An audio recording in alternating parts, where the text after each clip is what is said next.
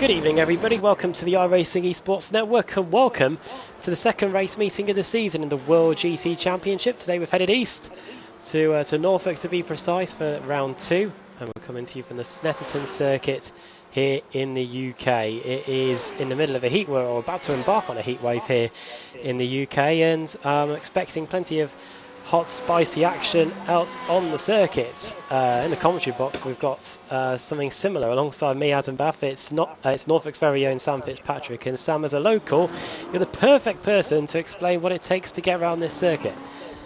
Absolutely, I've been to this circuit a few times, not too many times, but quite often, and it is a crown jewel in the Norfolk countryside, it's safe to say, and a unique circuit, I'd say, in comparison to the other circuits that we'll visit this season. A lot of slow corners, very narrow track this, and lots of tight twisty corners, very difficult to overtake as well. And it'll be interesting to see if these drivers can adjust, because remember, this track, been on the surface for less than 2 years, a lot of these drivers may never have raced around here before, so how well will they be able to adapt to this new challenge? Yeah, looking forward to it. As if you're new to this series, welcome. You've only missed one race meeting, so plenty of time to catch up on the iRacing Esports YouTube channel. That began at Brands Hatch. We remain in the UK here for Snetterton, and after 3 races, according to the championship standings, it is Lockwood that leads the way for Racecraft Esports, with Thibaut Gazalban in second. Then it's Fletcher in third, fourth Cotrox, and then Challoner in fifth. Just 18 points separating the top 5. BMWs, Ferraris and Porsches represented there. Then it's Christian Rose 6th, Carl Janssen 7th, Maxime Brient in 8th, 9th Lewis Bibby, joint 9th in fact, with Steve Baxter. Over in the AM category, it is Lewis Bibby that leads the way there. He has a 40-point cushion over Miguel Freitas. Then it's Helm, then Woodhouse, Simon Underhill, Kaiser, Blake Hood, Eagleston, Gray and Eipenberg rounding out the top 10 there. And finally, in the team standings, it is Radicals Online Turn Racing that lead TX3 by Thrustmaster by 5 points. That's pretty much nothing in terms of team championship battles. TechSense Fitstime Motorsport in third, and we've got Radicals Online Motif in fourth, Free Racer fifth, Nomad Sim Racing White in sixth. Then it's 7th for Racecraft Esports, the team that have got the driver, they've got Lockwood leading the way in the Drivers' Championship. Then it's CQR Club 8th, KC Racing Esports 9th, and Team Ad in 10th. TechSense Fitstar Motorsports, by the way, 3rd overall, top of the Pro-Am teams. That is the housework out of the way, so it's time to go down to qualifying. And we've got the, we'll get the session up in a second. Let's get the timing screen up, and let's focus on Thibaut Gazalban. Here he is. He's currently fastest in the qualifying session, and we did expect to see this pace from him in Brands Hatch, Sam, but from memory I don't think granted he was up in the top 10, but he wasn't able to get too much in terms of pulling away at the front. Wonder if we'll see that here today with a bit more expansive racetracks like we have here at Snetterton compared to Brands Hatch. Yeah, of course, a very flat surface this, so maybe a little bit more basic perhaps for Gazalban, and yeah, he's going to be right at the front. That BMW, it does take quite a lot of space on the circuit. He goes past his teammates, but of course just warming up currently. Not too long a circuit this, so the drivers should get a decent amount of laps. In 15 minutes this qualifying session, all the drivers out on the same circuit as you can see, and once the timer gets down to 0, they can complete the lap that they started. And Gazalban just trying to line himself up for the to find a space on the circuit, but it could be a little bit difficult with this massive amount of drivers around. But really, in terms of the championship, that first round there were a few drivers who really excelled, like Lockwood, Gazalban and Fletcher in particular. I think all 3 of them got 3 top 10s, which in this series is a massive achievement when you think of the quality and the fact that we've got 2 of the races are reverse grids. So if they can just keep up that consistency, they're going to be in with a chance of the championship at the end of the season. But really, after one round, we have no clue who's going to be on top going into round 15 later on in the year. 15-minute qualifying session, and we're on board here with Gazalban going into the first corner. Double apex right-hander towards Wilson, the hairpin. Watch out on the track map on the right-hand side to see if anybody's coming up on any quick laps. Maxime Brient is on the Bentley straight at the moment. You can see a high concentration of drivers in this first sector. Through the long left-hander goes Gazalban down to the hairpin. One of the key taking points on this 300 layout. I believe this is Agostini. It is. Down to second gear. Doesn't decide to pull first. Now back up through the gears we go. Are we going to get into fourth? No, we remain in third for the left-hand flick. And then on the brakes again into Oggies, the right-hander here, as we get set to rejoin the original layout. And it looks like, I think, Gazalban has abandoned this one, which is perfect timing, because here is Maxime Briand. His teammate is going to come across the line. He was in second. He's down to third, because look who's up in second. It's this man. He wasn't at Brands Hatch, Sam, but he's here today. It's Josh Thompson for Thrustmaster Movano Racing. Absolutely, and we can guarantee that we'll get an interview with him at the end of the race. Always up for a chat is Josh, and he's usually a pretty good driver to chat to, because he tends to know how to go fast. That's not how to go fast though, around that particular corner, just pushing a little bit too hard. You can see maybe this was well, yeah, up in second place. He's still going though. He's not turning back to the pit, so maybe he has enough fuel to set another lap coming up. No, he is going to go. No, don't know. Who knows what Josh Thompson's going to do? Just saying past the faster car. So yeah, he's got another lap of fuel to go. He's currently Thibaut Gazalban then on pole position. 2 lengths clear of Josh Thompson. Keith Calamari has just gone up into third position. Then it's all very close in those places from kind of second all the way down to about 10th place at the moment. And then, of course, you've got championship leader Brian Lockwood up there in the BMW. Not quite sure how the BOP is going to work out in this race. If anyone's got any clues, any hypotheses over which is going to be the first car, please let us know. Seemingly, the BMW a pretty good all-rounder, and has got good drivability. Might be very good out of the slow corners around here at Snetterton, whilst the Ferrari perhaps a little bit faster at the end of the long straights, so maybe won't take such advantage around here. As we see Ash Sutton, who wasn't around for last race either. I think currently down in 14th place, across the 2017 champion of what's the British Touring Car Championship. Apologies, of course. I think still in 14th place. I think any form of memory just left you then for a brief moment, Sam. I think it was 2017. I think it might be actually 2016. I think Colin Turkington has won it for the last 2 consecutive years. He won it in the final year for the for the 1 Series, and I think he won it in the 3 Series last year. So at least that's what I think. Anyway, I need to get the reviews out. Top 10 then in qualifying with 7.5 minutes to go. It's Gazalban, then Thompson, then it's Keith Camilleri in third, Brian Lockwood in fourth, Carl Janssen in fifth, the reigning champion putting one in there. Then it's Maxime Briand, Michael Evdoka, Christian Challoner, then it's Jake Blackall and Arthur Lehoek, one of the two. That's going to be another DM to us at the end. Shout out to now I'm trying to find him on the entry list, to Ethan Bass. Got in touch with us well done. Afterwards. There you go, got the name right. And yeah, it's Bass like the fish, not the guitar. Good describing there the name. That has definitely been written down on the notes. As here is Ash Sutton on a well, it looks like pretty much an outlap. No sign of any green boxes for him, as everybody gets set to make their final runs. Gazalban just coming back out onto the circuit. Lockwood's on an outlap. Maxime Briand's come into the pits. Top am at the moment. It's our championship leader. Here he is. It's Lewis Bibby, and he's doing well in the Pro-Ams, and TechSense Fitstyle Motorsports are doing very well in the Teams Championship. They are third overall, Sam, but top of the Pro-Am category as well. So they've had a very good meeting at Brands Hatch. They'll be hoping to build on that here. Yes, and this is their home race with the team manager, Jack Stiles, from Norfolk, just down the road from me. And so really, this really ought to be their best race of the season. And Lewis currently backing that up very well, and he's had a very strong round one. But of course, it can go southwards so quickly. You just get caught up in a race 1 collision. All of a sudden, you're outside of the reverse grids for race 2. You're starting in the back, can't get in the reverse grid for race 3, and you can have a pretty dire meeting, all just from maybe one spin. And so he's got to make sure that doesn't occur. But currently, He's putting himself in with a very good chance. Currently in 19th place. Not too much movement amongst the top positions. Both Thompson and Camilleri aren't going to get another lap in. What can Bibby do? Crosses the line, and in fact that was just an out lap, so he's going to go for one now, and seemingly he's got a little bit of some space out there.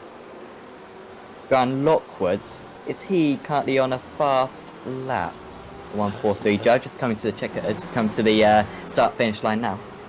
That's a starter lap, isn't he? He's coming through the final corner now. The Racecraft Esports driver. We spoke to those guys after the final race on a week ago today, and they were pretty happy. And you just look at the clock there, Sam. He managed to cross the line with about 2 seconds left. So I reckon he's probably going to be the final person to take the checkered flag. One thing I'm not too sure on is whether Thibaut Gazalban crossed the line. There is no checkered flag next to his name, which makes me inclined to believe that he did just about take the checkered flag before that, take the line before that checkered flag fell. So these two are definitely going to be ones to watch. They're going to be lastminute.com when it comes to the line. There's a slow car there. Gazalban's already gone off, so that would be his lap invalidated.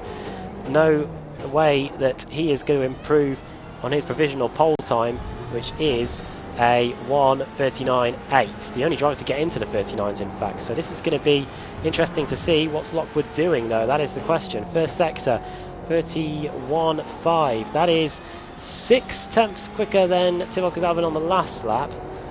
No way of checking to see if this is going to be his best of the session so far as he runs onto the Bentley straight. Yeah, pushing it with the off-track. So easy to pick up an off-track through a few of those corners. Easy to pick up a slowdown as well. Keep an eye out on that one when they're coming out of that 300 section complex. And then just getting the car stopped. Don't hit that inside curb. Just a little bit hesitant on the throttle there. Kind of lots of speed in on the corner. But this has been a pretty good lap. That's our 1XO.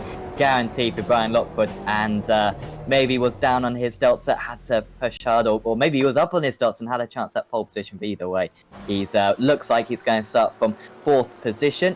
Thibaut Gazalban, well, he's certainly not pushing out there, so not sure if he may have gone off the circuit, as Adam was saying earlier on. Not many drivers still out there. Brandon Tabone, I believe, also Simon Underhill, and James Eagleston. Those are the only drivers left, but they all didn't manage to start their final lap time, unfortunately. So that is qualifying done, I think. And, well, 2 tenths of a second, Adam. It's quite a big gap between first and second. That could be as big as we get for the entire season. But with the fact that we have 2 verse grids, of course, in this series, along with mega competitive drivers up and down the field, I doubt today is going to be a comfortable evening for Thibaut Gazalban. Yeah, it's going to be a pretty tricky evening for everybody, but pretty much because the 300 layout, even though they've added a few overtaking opportunities, it's not always the easiest place to get them done. You have really got to force the issue a little bit, and in these World GT cars, they can take a bit of a knocking, but hit them in the wrong way, and you could end up breaking a bit of steering, like we saw up at Druids in the first race. Right then, as you can see, it is a very, very short pace lap, which means the grid's going to be pretty interesting. Let's have a look at it. Thibaut Gazalban starts on the pole position. Second, Josh Thompson, and it's Keith Camilleri. In third, then it's Brian Lockwood. Fourth, Carl Janssen. Fifth, then Maxime Briant. Then Michael Evdoka, Christian Challoner for Radicals Online Turn Racing. Then Jake Blackhall, 9th for the Aussie. And Artur Lehoke in 10th. Then it's Mark Fletcher, 11th. Marco Mogren, the Swede, in 12th. 13th for Richard Gafenku, then Dave Baker.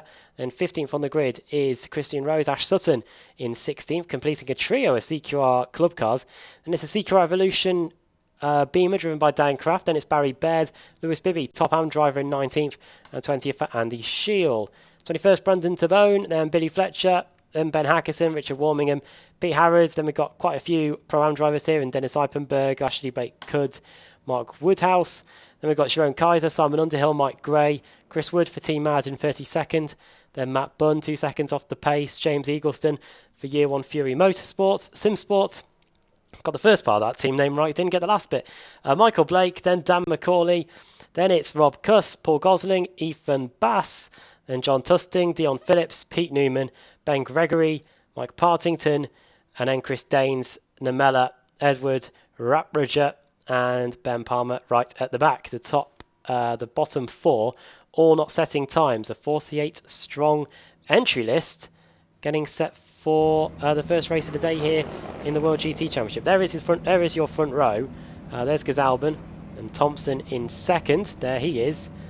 Going to be really intriguing to see what the Thrustmaster Bavano car driver can do. Car 49 starting second. In Ferrari, pretty well represented, but it's still them and BMW that hog the limelight. You're going to have to go back all the way to 8th, Sam, to find the first Porsche. Yes, and where are the Fords? The Ford is a fantastic car, personally my favourite GC car, but unfortunately the BOP has never been particularly favourable to the Ford, but hopefully you'll see it a little bit later on in the season. So Kazorban from the pole position, difficult first few corners. Watch out for that hairpin because it could get quite dicey with some drivers making a dive. Here we go then. Safety car goes into the pit lane. When's Tibot going to go? He's going to go now. Doesn't catches the field a little bit unawares, in fact. Look at them all streaming through the final corner. Green lights are on and we're away here at Snetterton. Oh, crash already. That's Ash Sutton. He hasn't lasted long at all. He took out a cameraman a couple of years ago, or nearly took out a cameraman in the British Touring Car Championship. And he's had a crash before we've even got going here in race 1. Into the Wilson hairpin then. Everybody trying to get through cleanly. We're going to see a lot of two wide here. It's almost like Druids at Brands Hatch this. And fortunately for Gazalban and TX3 by Thrustmaster, they've been able to maintain the lead, but not what Ash Sutton wanted. Missed the first 3 races of the season at Brands. Oh no, there's another one in the wall. And that's another CQR club car. This time it's the Porsche of Christian Rose. What's going on here? They're having a disaster of a start here, and there's more cars off for the back too. Rose so consistent always, but falling to the rear of the field straight away. So Rose, Phillips, Bass and Underhill as well, all getting poor starts. Sutton is towed back to the pits. They do get a fast repair, so they might still finish on the lead lap, but they are going to get they're going to be super lucky to get any decent positions here as Kazorban leads the field away down the back straight. Seemingly no changes of position down here so far. Big gainers. Arthur LeHook up 2 places from 10th place on the grid, and also Richard Kapenku up 3 places. But in terms of the top 7, no changes whatsoever, and they've all slotted into single files. Jake Blackhall has an off, and he was up in about 9th position, I believe, but he's going to drop way down. You see him waiting for the drivers to stream by, and that is really a bad start for CQR, no doubt. Yeah, it doesn't matter what CQR team you drive for. It looks like it's this jinx is affecting everybody. Look at this at the end of the opening lap. Gazalban is going to be in a fight for the lead now, because here comes Josh Thompson through the first corner. Really couldn't be much further away from home, Josh, in terms of British Isles. He's on the Island Man, and this is in East Anglia, literally covering the whole distance of the UK to get here. But Gazalban at the end of the opening lap leads. Josh Thompson in second, then it's Camilleri, Lockwood, Janssen, Briantsev, Doka, the top 7, all where they started, and Thompson putting a few wheels onto the dirt there on the exit. Oh, and a problem for one of the Porsches. Chalaner. Oh dear me.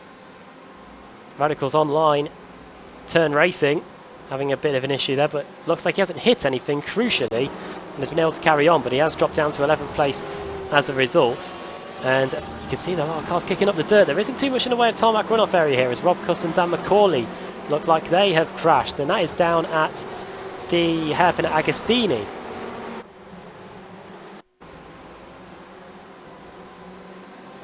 Let's take a look at what happened on the replay. This is Rob Cuss. We are looking at the Radicals Online Sim Auto car's going to be hit up the inside and almost flipped onto its roof. While we were on the replays, this gives us an opportunity to see what on earth happened to Ash Sutton. Here it is. We'll go from the chopper here.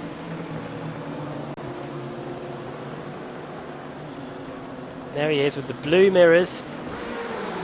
Race gets going. Oh, he moves across. Oh. Right down the centre straight. Right, moves across on his teammate, and that is the story of Ash Sutton's demise. Wow. I mean, CQR, in that instance at least, can't feel too sorry for themselves, because, yeah, I was thinking he couldn't have come together with his teammates because it was surrounded by them. But, yeah, just a little bit of spatial awareness maybe, and, yeah, round he went. So disappointing to see that. Certainly going to be a dark horse for the future races as Eagleston is round. And who is that with him? Mark Woodhouse as well. So we've had quite a few casualties so far. Of the 48 drivers, I think 10 of them have crashed so far. And this is what happened. Well, this is Dennis Eipenberg. Just before it happened, you can already see the Year 1 Fury Sim Sport car is off at this point. But here's what's going to happen a little bit further up the road into turn 1. Oh, Woodhouse has already gone by this point. Here it is. Let's see if this tells the tale of what happened here. Here is Eagleston. Oh, Woodhouse had already gone at this point. And he comes around the corner to see a face full of Team Mads. Not really much he could do about it. Oh my word, 2 Porsches going for a ride there in the early going. They'll be hoping to get back to the pits and get that repaired and get going again. Use that one fast repair they've got. If they've already used it, tough. They're going to have to hold out for a good starting spot for race 2. As we look here in a battle between Chris Daines, Sharon Kaiser, Michael Blake, and a word on Daines. He's gained 19 spots since the start of the race. Definitely the biggest mover in the field by a little bit here. Up to 26 spots, and he's already putting more pressure on Sharon Kaiser. Daines was the pole sitter in race 1 at Brands Hatch, let's not forget either, Sam. Yeah, I was just thinking how it's quite ironic how he's probably going to finish higher by starting way down the field than he did at Brands Hatch, because at Brands Hatch got caught up in a collision, barely finished the race as we got someone slow on the inside. Who is that? Kazorbon from the lead. Thibaut Kazorbon looked as though he was heading for the victory. Josh Thompson wasn't really getting that close. He hadn't launched a proper attack all race long, but Kazorbon, well, whether it's a self-mistake or maybe a tap round, he has dropped down into 5th position, and it's now Josh Thompson leading the way. Well, it was unseen live, but we're going to see it now through the first corner towards the Wilson hairpin. What is going to happen here? Is he going to send it up the inside, Josh Thompson? No, he isn't, because Albon's just going to lose it mid-corner. That is pretty strange, but he gets going, doesn't hit anything, and he'll be able to take stock and get going again from here. Billy Fletcher is chopping down the order. What's happened here? Oh my goodness me, there's a Year 1 car off as well. This is down the middle sector. The Radicals Online Motor car has got going. He's going to be way down the order though, in 39th, 40th place. So not what he would have wanted. A lot of cars seeing the infield and outfields of this circuit. If you go off at turn 1, or I think if you go off in fact at turn 2, you end up in a bit of a field really, shades of Croft. Croft hosts the British Touring Car Championship race meeting. If you go straight on at the end of the back straight there, you definitely go off into a field. Dion Phillips, the latest casualty, that is at Nelson's, and he has a tow back to the pits. So more cars falling by the wayside here, Sam. Yes, a lot of it's surprising around the circuit, which has vast fields as runoff areas, that quite so many just have picked up terminal damage, and yet here we are.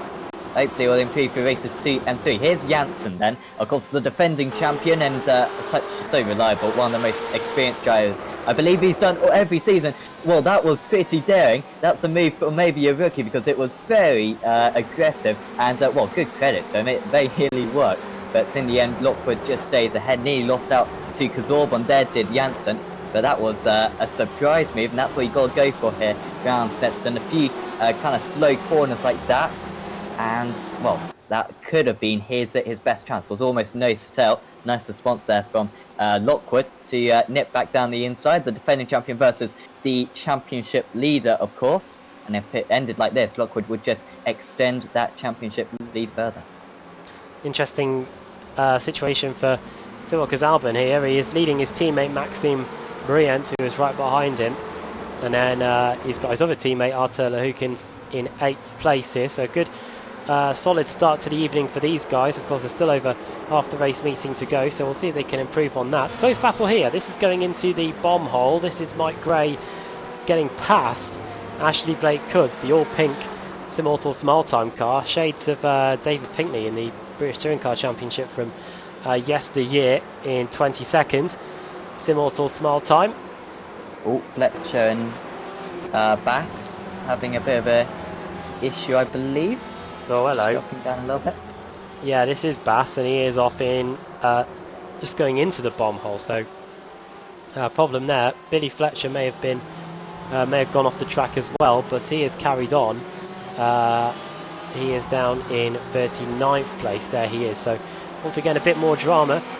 Here it is, the lead battle though, and I wonder if this could be something that we're going to see throughout tonight. The Ferrari's looking pretty strong here. BMWs haven't been able to make too much of an impact. And look at this. This is Thibaut Gazalban down to 6th position now as his teammate gets by. And now it's the turn of the TechSense Fitstyle Motorsport car, Michael Evdoka, to have a look and see if he can get by. Someone on YouTube's just told me that you're also a team leader, Sam, in this. So you're going to have to be pretty impartial here, I think, as they go onto the backstraight.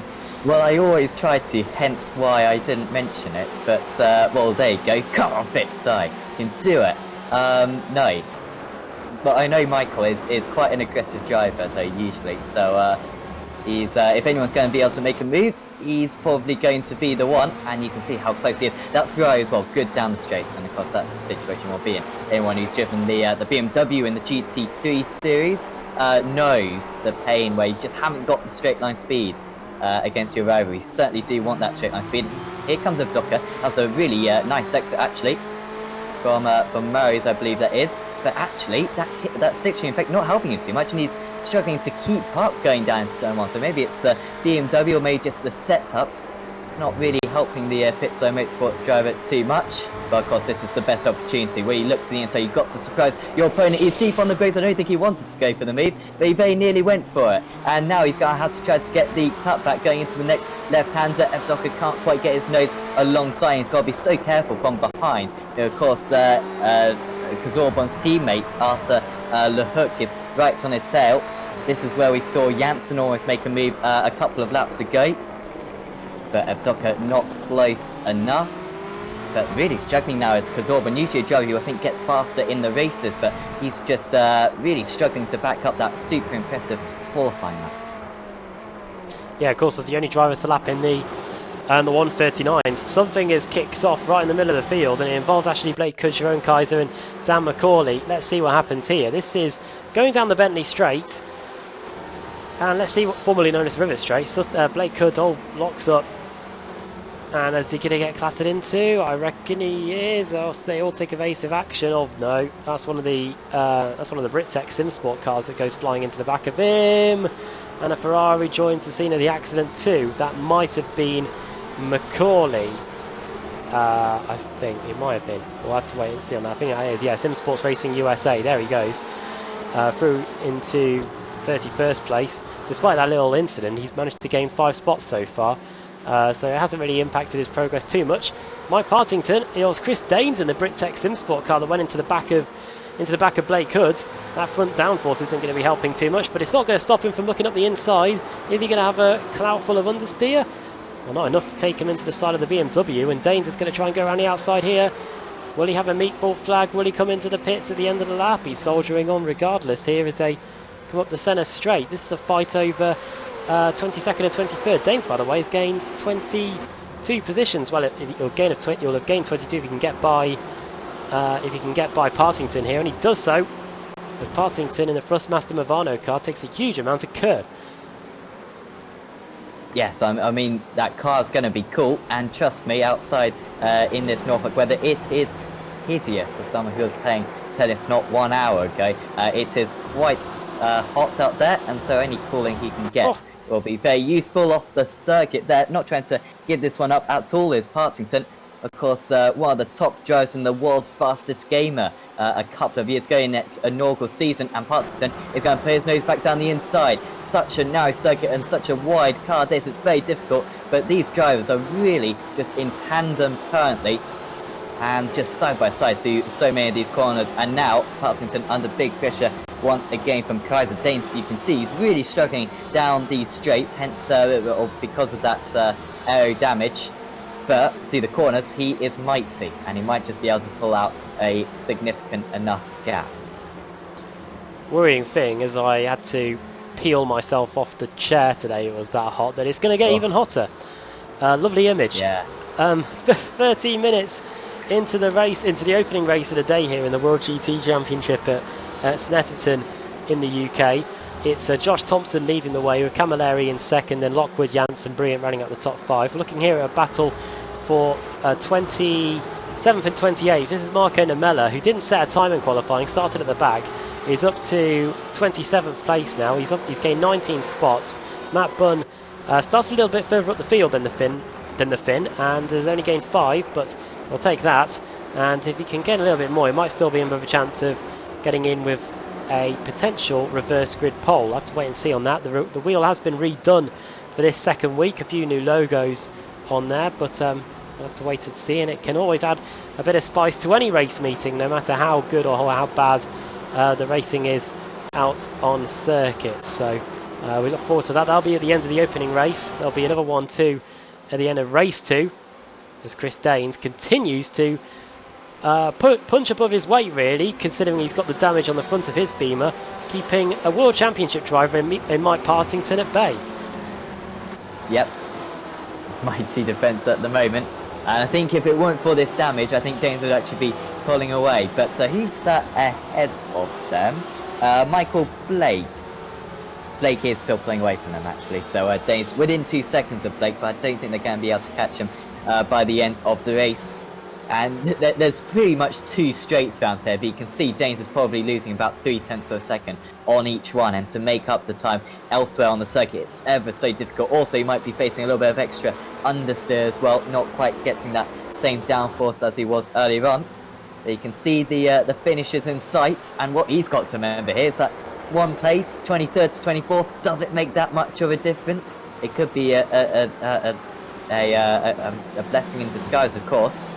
With the reverse grid coming up, 24 is the largest reverse grid I believe we can have. So needs to make sure he doesn't get caught up in a collision. Still Thompson leading away. Camillet within 1 second, but really not looking to say he's going to be able to make a move. Lockwood a little bit further back in 3rd ahead of Janssen. He hasn't been able to launch another attack since that dive he had earlier on. And then Bryant a little bit more detached with Kazorban staying on his tail. I don't know if they swapped positions deliberately earlier on, but maybe it was on the condition that Bryant goes and catches and passes the cars ahead. He hasn't done so, so will they change positions again on the last lap of the race? Could have some interesting team orders perhaps coming. Good battle here between 2 Ferraris. This is Andy Shield and Ben Hackerson going out onto the Bentley straight. Andy Shield driving for Sim Sports Racing USA.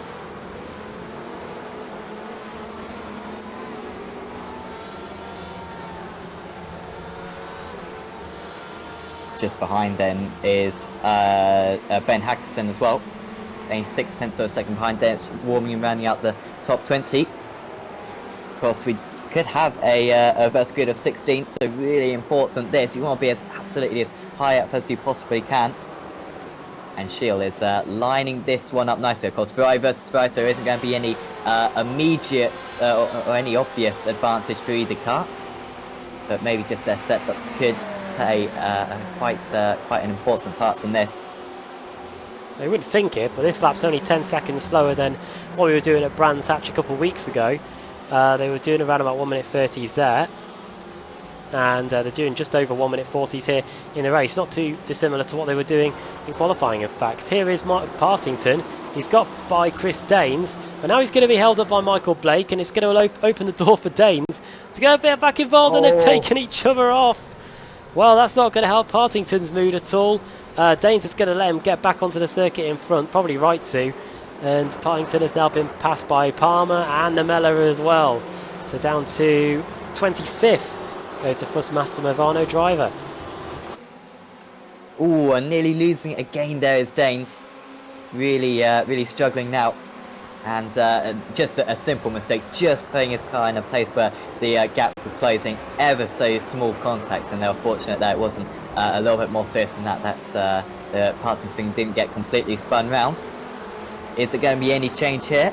It's a Docker sandwich, where the TX3 by Thrustmaster are the bread, of course. 2 layers of bread on one side as well. Oh. And Abdoka really can't get past at the moment. A Shield drops down. Yeah, Shield's dropped down behind Warmingham and Harrod. Yeah, he's gone off what looked like at the bomb hole, and the Sim Sports Racing USA driver has had to get going now in 20th place. Top home driver remains Lewis Bibby though, as we enter what is set to be the final lap, I believe, and it looks like he'll be taking maximum points. Gray in second, Blake third, Rapidger fourth, and Bunn in fifth. That is the state of play in terms of the Pro-Am category, with a couple of laps to go. Partington on the rampage again. They'll try and get past Namella here into the first corner. Namella was in two minds whether to give him the space or not. Here he goes into Wilson's. This is where he collided with Danes, or Danes collided with him on the previous lap. No way through, and just in front, Michael Blake, and that is Andy Shield are pretty close. That is Blake getting past, I think. So not too long to go now, just under 20 seconds, and this battle really, really intriguing. But I think Ben Palmer has just scuppered that by going off into the grass, and he's going to be passed by Namella, he's going to be passed by Partington. That grass looks like it's been rained on for many weeks or something. His car just would not move at all as Namella is passed by Danes, and by Partington I should say, and the Thrustmaster Movano car up into the top 23. Yep, might be enough for reverse grid, as here comes Josh Thompson to the line. He's going to take his first race win of the season. It's certainly not his first in this series. Josh Thompson wins from second place on the grid, ahead of Keith Calamari and Brian Lockwood rounding out the top three. And that was an experienced drive from Josh Thompson, to say the least. Put the pressure on in the early stage, didn't do anything too rash, and found the mistake and led comfortably to the end of the race. And well, if there was any doubts whether or not he was a championship contender, I think there you go. I think that's your answer. Race victory for TechSense Fitstime Motorsport. It does come in the Pro-Am category, but Lewis Bibby won't care about that one bit. That is a big deal, that championship. Here comes Namella. He has been passed late on by Palmer and by Danes, and is going to finish in P26 in the end. There's so many battles still going on. Daniel McCauley coming across the line just 2/10 of a second behind Matt Bunn. Christian Rose is getting hunted down here. This is by the CQR Club car of Ashley Blake Hood getting hunted down by Christian Rose, and Rose is through up into 42nd. It's going to be nowhere near the reverse grid, but a token there for the CQR Club car to hold on to. It's going to be starting right at the back in race 2, so he'll be needs to doing a lot more overtaking to get further forward. Blake Hood finishing in 43rd. I was envisaging things there, but everybody across the line now, and a great start to the day if you are a Thrustmaster Movano Persuasion. Thompson wins, gets a few points on the board for the team there. Things might not have gone too well for some of his teammates in the field, but they'll be very happy with that as we get the race results up on the screen. Reverse grid race still to come. Josh Thompson wins, Keith Camilleri finishing in second, third for Brian Lockwood, Carl Janssen fourth, and then two teammates, Maxime Briant and his teammate Thibault Gazalben, the pole sitter, finishing in sixth. Seventh for Michael Evdoka, Arthur Lahouk in eighth, then Richard Gafenku, the Romanian in ninth, and Mark Fletcher in 10th. Christian Challoner in 11th, Marco Mogren, the Swede, in 12th, Dave Baker 13th, Lewis Bibby, the top am and the only am inside the top 18, in 14th. Then Dan Kraft, Brendan Tabone, Ben Hackerson, Richard Warmingham there in 18th place. Then 19th for Pete Howard and 20th for Mike Gray. 6 seconds between 19th and 20th there. Andy Shield finishes in 21st place in the end. Michael Blake in 22nd. Then Mike Partington, Chris Danes with a really heavily damaged front end of that BMW. No grill or anything. Manages to pull it back in 24th place. I wonder if the reverse grid could reward him with that. Ben Palmer, 25th. Namella in 26th. Then Edward Rapidger, Chris Wood. Then Jerome Kaiser, Jake Blackhall, and Barry Baird, Matt Bunn, Dan McCauley, Pete Newman, and Billy Fletcher. And then Simon Underhill in 36th.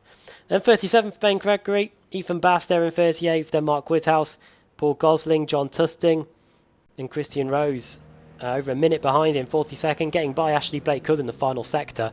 Then Dennis Eipenberg, James Eagleston, Dion Phillips 9 laps down, Rob Cuss 11, and Ash Sutton, before we even started the race, in fact, colliding with one of his teammates, going flying off into the wall before we got going on the Senna straights.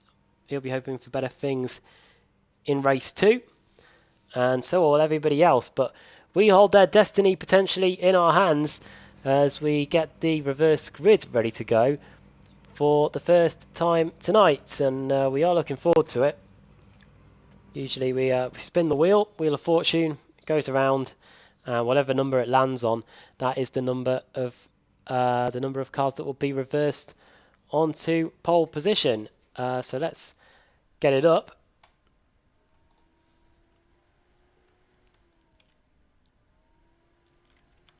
And we'll be ready to get going here. Let me just get it up on the screen.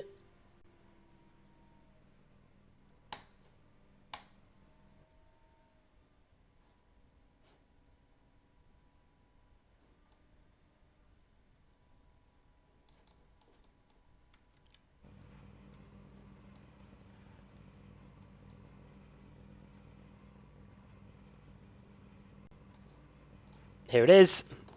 And let's find out who's going to be on pole position for the second race today in the World GT Championship.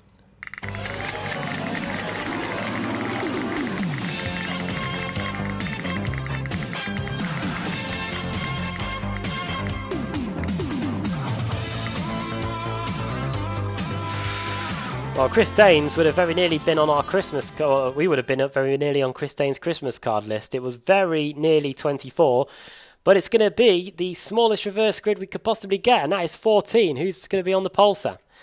Means that will be Lewis Bibby, who of course was top of the Pro-Am drivers. And that's the type of thing that can happen when you have AM drivers or club drivers.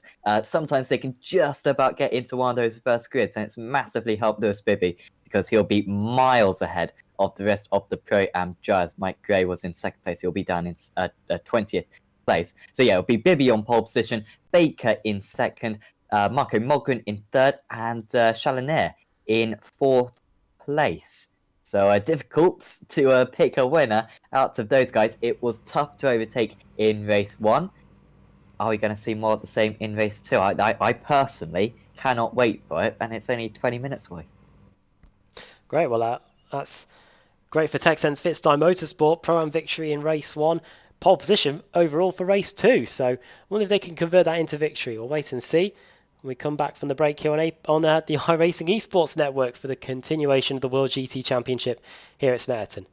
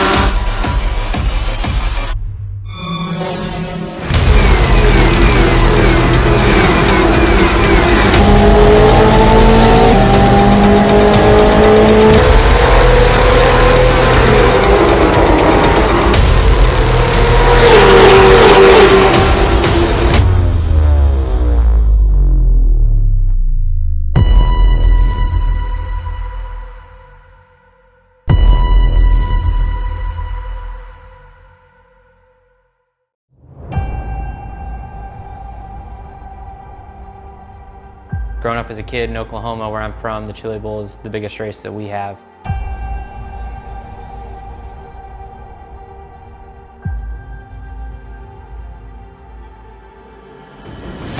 The Chili Bowl has kind of been my favorite race of the year.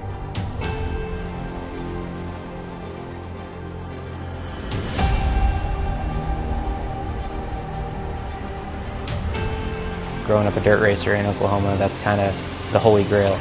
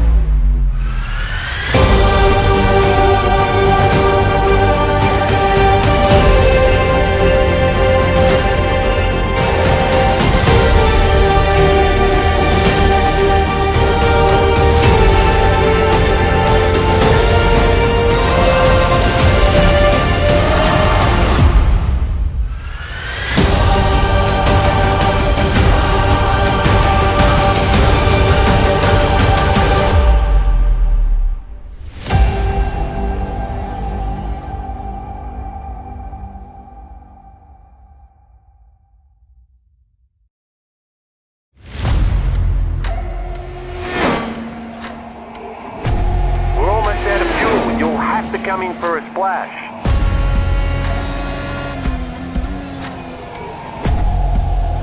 3, 2, 1, now.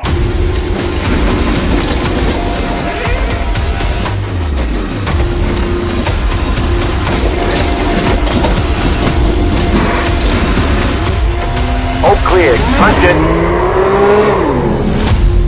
Great job, you did really well.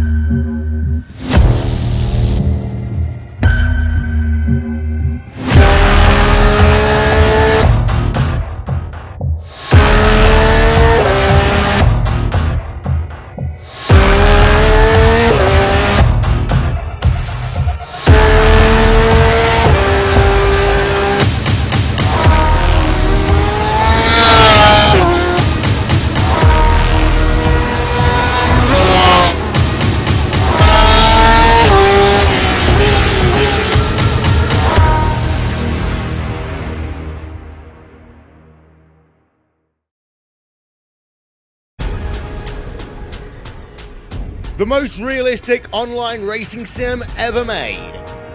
This is iRacing. Detailed laser scan tracks, fully dynamic real world cars, and over 50 series to choose from. 6 online world championships offering over $100,000 in annual prizes. This is the original esport racing game. This is iRacing.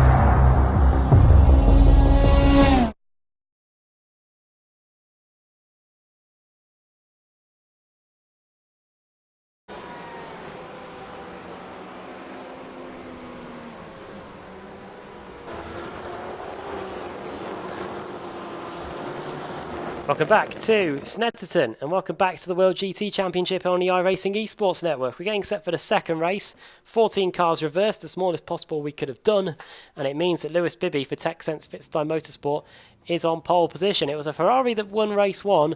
Can a BMW get it done here in race 2? A quick look at the grid of how it lines up. It's Bibby on pole for a Pro-Am driver nonetheless, then Baker in second, then Mogren, Christian Schallner, then Mark Fletcher, Richard Gafencu, Arthur Lehook, then Michael Evdoka, Thibaut Gazalban, Maxime Briand, Carl Janssen, Brian Lockwood, and then completing the lineup, it's Keith Camilleri and Josh Thompson. Those are all the cars that finished in the top 14 reversed. After that is where everybody finished. And some big names, some expected to be working their way through the field in his second race, which we will have to try and keep our eyes on, as well as the fight at the front. Yeah, Chris Daines, whilst he had the front of his car attached to his car, was really quite rapid in that first race.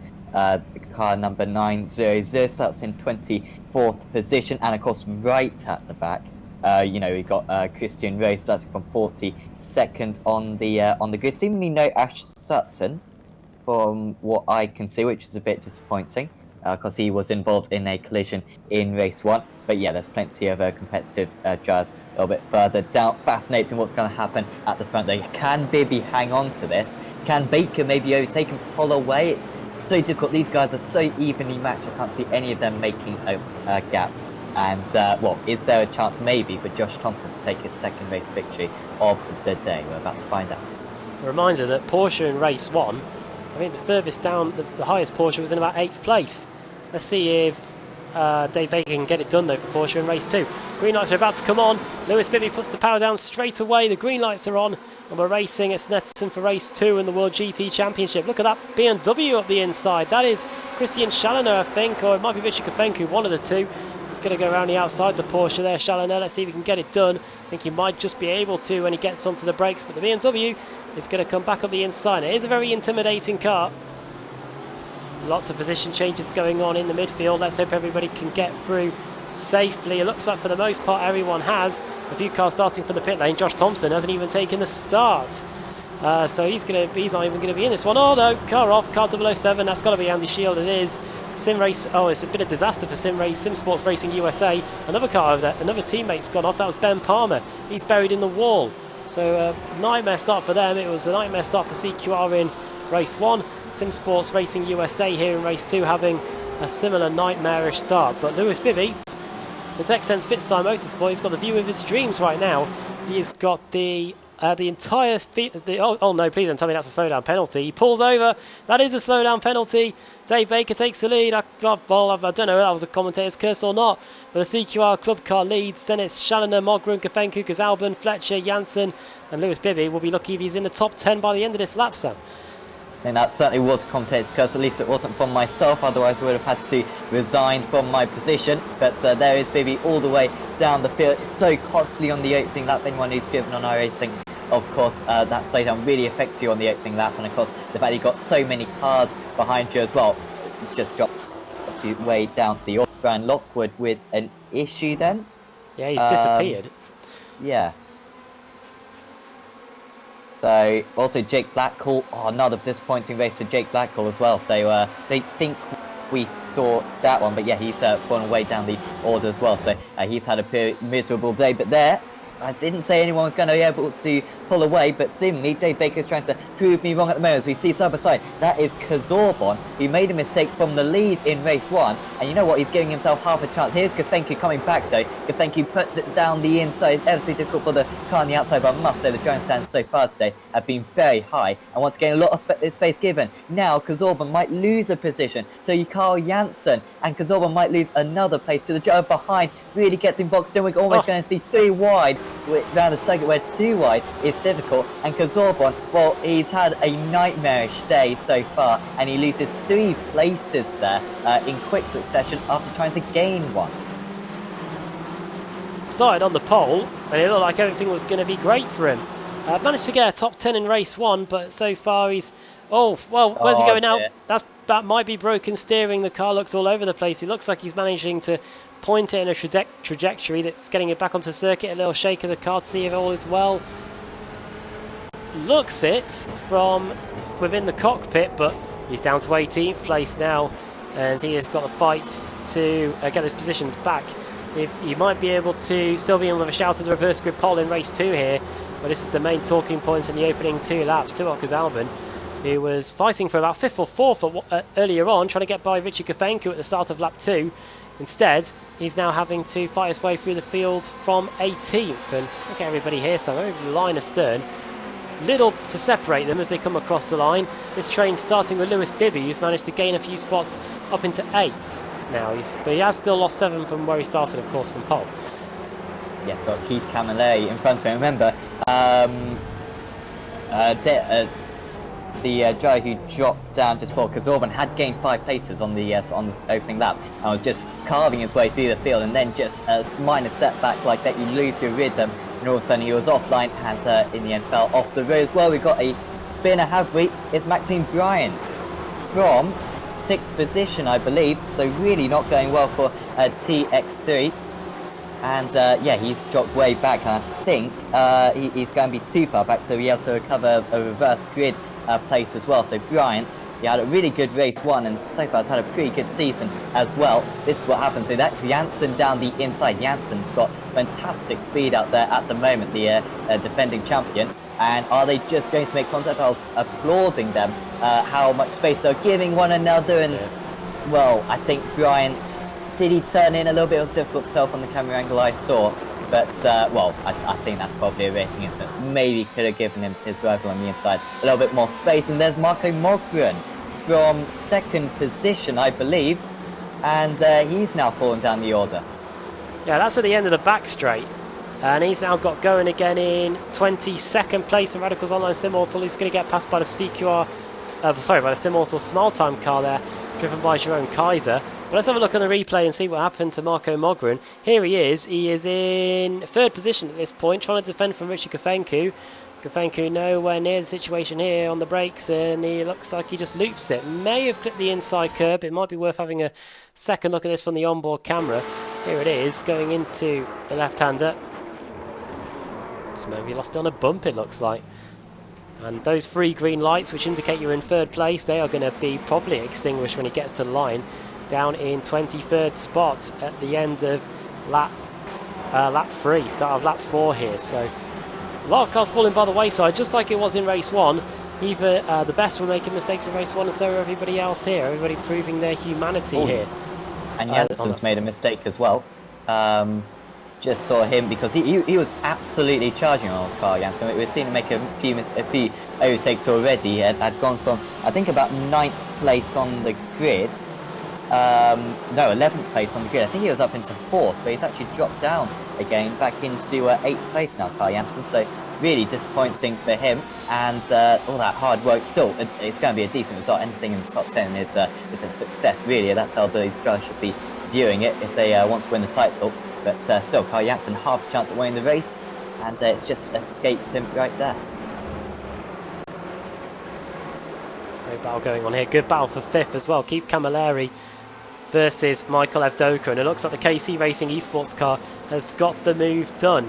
He has. He's up to 5th. The Maltese racer driving for Ferrari, or driving in the Ferrari, is up into P5 now, with Evdoka in the Texense Fit Direct Motorsport car down to 6th. At least that's what I think it looks like anyway. Over the line we go on to lap 5 of the race, and Camilleri here now trying to chase after Mark Fletcher, who is the 2nd up the road. The fight for the lead is still relatively close, and it's between 2 Porsches. This is Dave Baker versus Christian Schallner. Schallner driving for Radicals Online Turn Racing. Dave Baker racing for CQR Club, who had a chaotic start to the evening. As things stand, they are approaching the halfway mark to a race victory here. Obviously, Baker's going to have to keep Schallner behind, but we'll see what he can do. And it's not often we say this, Sam, but the first BMW is Lewis Bibby down in 7th place. We've got 4 Ferraris in front, and the top 2 are driving Porsches. So the cars that were setting the pace in race 1 in terms of qualifying now having to fight their way through the field, and they've got some pretty quick Ferraris in front of them too. Yeah, and I was really commending how quick the BMW would be around this track and how bad the Ferrari would be, but instead it's been the complete opposite way around. Will be great to hear from some of the drivers from each of the cars to see how they felt their car matched up, and maybe the setup choices that they chose to cover up their respective weaknesses. But yeah, Bibby, of course, for Pitstone Motorsport, an AM driver, pro-am driver, and he's doing very well at the moment, up in 6th place, just behind his teammate Michael Abdulka. Janssen trying to recover. He's still in 8th place though, and certainly watch out for Janssen, can still gain a few more places. So it's Baker leading, Challoner in 2nd place. He's just had a little bit of a poor lap there. Challoner dropped now 1.2 seconds off the race lead. Gafenki is in 3rd, and yeah, Fletcher having a very quiet time of it, but just quietly racking up the points, up in 4th place. That'll be his 2nd top 10 of the day. And then of course we've got Gafenki still closing in on Challoner. Challoner actually lost 0.8 of a second on that last lap, so clearly a mistake. And yeah, once you come under pressure, you're really more likely to make a mistake potentially. Thank you, too far away to think of a move here. And you can see from the intervals that the track here, like Snetterton, everybody is all nose to tail. There isn't too many gaps that are bigger than a couple tenths of a second. You can see Dan Kraft is dropping down the order. Oh God, what's going on here? Fortunately, he's not off the circuit. He's just been passed by, it looks like 3 cars. Through has gone Chris Daines, Brandon Tabone, and Ben Hackerson as well. So Kraft down to P12 after all that. Marco Mogren has crashed again. Might as well have a look at it. Here it is. The Swede going for the inside. Cuts to the outside. Tries to go around the outside here. There's no grip out there. And he has to get on the anchors to stop it from going into a spin. He doesn't go off. He doesn't really hit anything there. But he gets going again. And the 82 Simulson car resumes in P23.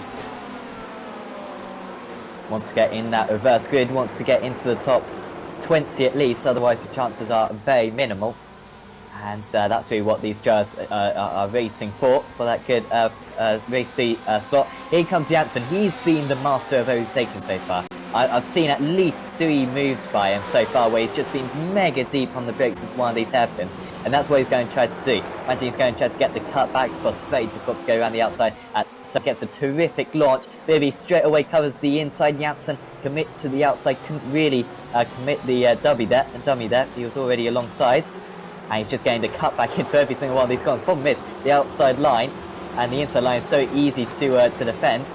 That's nothing that Janssen can really do. If anything, Bibby's just fending off his teammate very nicely. Here comes Janssen again though, and I think this is going to be pretty easy for him. Inside for this one, I'll have inside for the next left-hander as well. And Lewis Bibby's put up a stern defence, cannot hold the reigning champion back any further. Oh, is he? Oh, thought he was going to look up the inside there, going into the right-hander. Shades of when Bottas tried to get back by Hamilton at Copse in the British Grand Prix the other week. Look at this. This is the Titanic duel. This is Marco Mogren. He's been right in the thick of the action today. Then it's Simon Underhill, Parsington, the World Championship driver, and Bryant, Gregory and Eagleston in the Year 1 Fury Sim Sport car.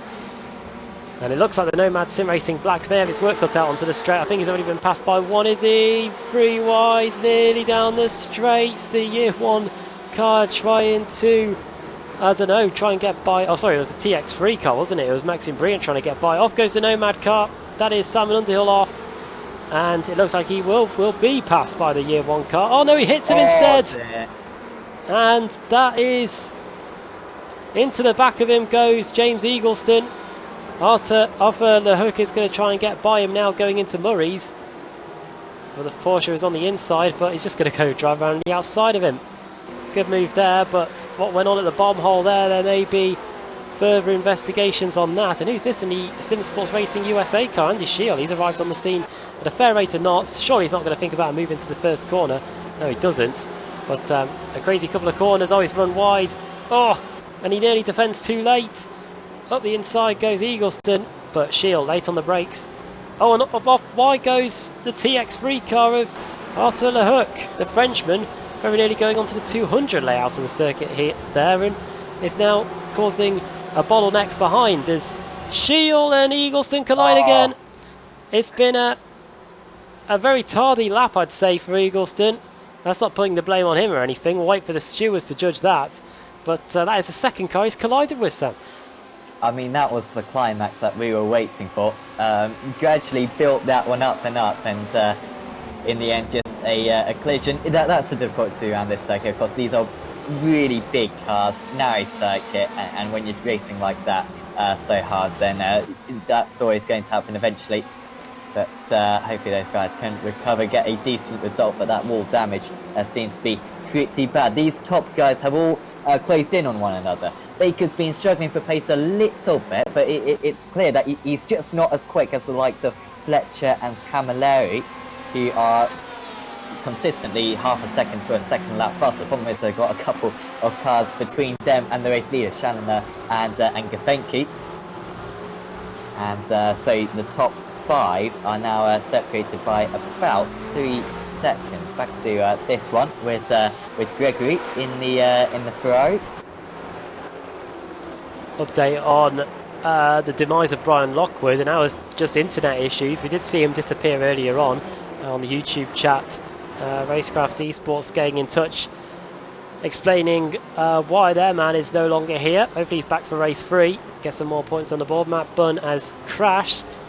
Apparently, I could see him. He's still there. So might have been a bit late braking going into the hairpin. But the BMW there, the car in front, the CQR GT car, trying its best to hang on here. There he is. He's got one of the best in the business behind. One of the best teams in the business, I should say, TX3 by Thrustmaster. And it's very close here between Ben Gregory and his teammates as LeHut goes up the inside. Off goes Gregory. He's going to come back on just ahead of Chris Wood in the Team Mad car.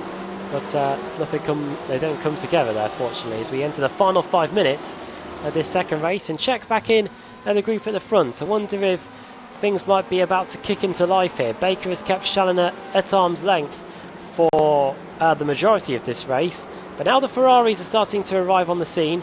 Gafenku, Fletcher, Camilleri, all reasonably close, and with 4.5 minutes to go, they are running out of laps to get it done. So I reckon if they're going to make a move, they're going to have to start doing it now. Underwhelming lap there from Mark Fletcher. Has been consistently in the mid 42s all day, and all of a sudden a 42.9, and it's just halted his progress. You can see him 4th in this line, just a little bit detached though. Must have made a small mistake, and all of a sudden to catch up to the cars ahead, it's going to be pretty difficult for him. Would have thought as though he'd have half a chance at the race win, but passing 3 cars around this circuit is going to be ever so difficult to do. I think Fletcher is the fastest guy out of these ones. But Baker, experienced driver, plenty of BSRTC experience as well, I believe, and a lot of World GT experience, of course. So he's going to really be able to. He knows how to position his car. And at the moment, the gap hasn't really got to below about 0.4 of a second. Would Gafenki have a better chance? Well, I don't think we're going to find out, because Challoner, apart from that one mistake, has been absolutely solid for this entire race. A development here for Ashley Blake Hood. Let's see what happens. Oh! Sideways, and is everybody going to scatter? Oh, that's one of the year 1 cars, I think, going into the back of him. And he's off. Oh no, Ashley. He's beached on a curb. And that is, I don't know if he can put it in reverse or what, but that is surely going to be the end of Ashley Blake Hood's race. No way he's going to get that going unless someone runs into the back of him and gets him off it. That's what those sausage curbs can do. Well, the race leaders are now coming round, turn 1. Hopefully there won't be any incidents. There is Janssen. Oh, he's gone now. Don't know what happened to you. Oh, so Janssen's just got past Evdoka then, so Janssen's still charging about. And there we go, almost 3 wide between Fletcher and Gafenku. So Gafenku's made a mistake and fallen into the clutches of the drivers behind. So can he hold on to this one now? Got to get his car on the inside here. Fletcher couldn't quite get the exit that he wanted. You can see Gafenku can defend all the way to the left there, leaving no cars width whatsoever. Janssen is so quick, and he's in 4th in line here. So So it looks as though it's going to be a duel for the win between Baker and Challoner. And Kafenko has been able to resist that initial attack, but it's going to be a very stressful couple of laps because he's got 5 quick drivers queuing up behind him. Got a great view from the helicopter here of this infield section at the Snetterton circuit. You could almost do with a spider cam to get around there. And now back onto the Bentley straight. You can see just in the foreground, in the distance, in the background, that's Baker and Challoner just 0.3 of a second apart. But this is the fight for the final spot on the podium. And when we get to the line, we are going to have the white flag at the ready. We have got just over a minute to go here in the second race of the World GT Championship, round 5 of the season, if you include all the races that we've had so far, the ones at Brands and the race 1 that we had earlier. And Baker, who's put up a great defence up until now, can he keep him at bay for one more? He started second, inherited the lead midway round the first lap following Lewis Bibby's penalty for corner cutting. And he's not looked back since, but he may want to look in the mirrors now as Christian Challoner puts in a 1:42.79, 2 tenths of a second quicker than the BSRTC champion of 2014. And he's flashing the lights. Here's the Radicals Online Turn Racing car trying to get inside Dave Baker's head. Baker's had many Kia Optas behind him in the past. I wonder if a Porsche would be the thing to unsettle the CQR club's chances of victory here. Hard on the brakes into Agostini. No way through there. Mike Parsley, Marco Moglen's dropping down the order again. We've got a very entertaining second race, and it looks like it's going to continue as they go into Hamilton. Where do you reckon is going to be Baker's chance of getting the move done here? As for some reason the checker flag has just been displayed, even though we've still got half a lap to go. I'm very confused by that as well.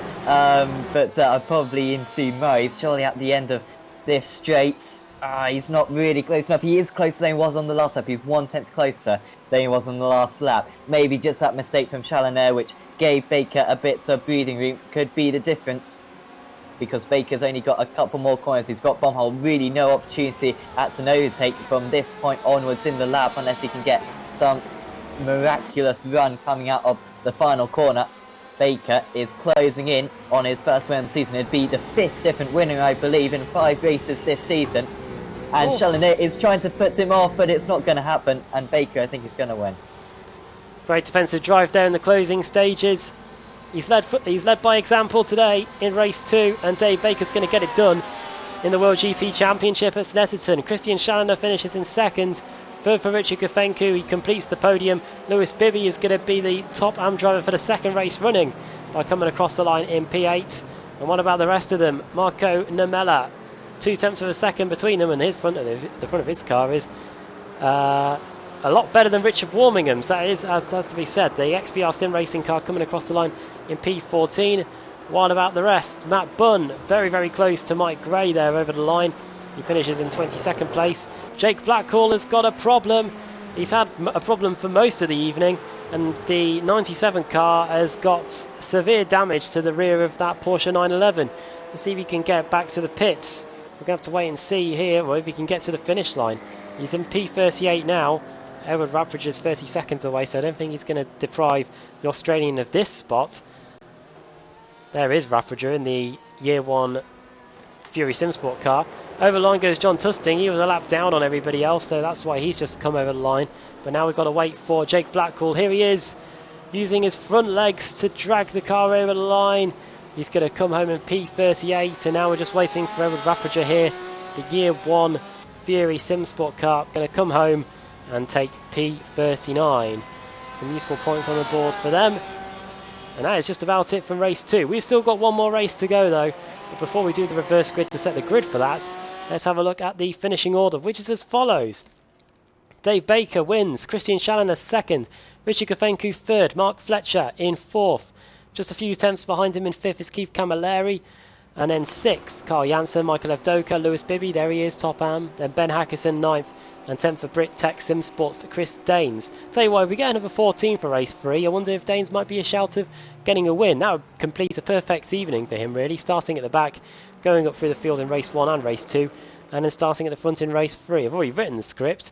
We'll have to see if the reverse grid will commission it. Dan Kraft finishing 11th, 12th for Brandon Tabone, then Pete Harrod, Richard Warmingham, then it's Marco Namella in 15th, Michael Blake, the second highest AM for the second race running, I think, in P16. Then Barry Baird in 17th, Thibaut Gazalban in 18th place in the end. Once he dropped down to 18th, he couldn't make any more positions back. 19th for Pete Newman, and in 20th for Maxime Briant.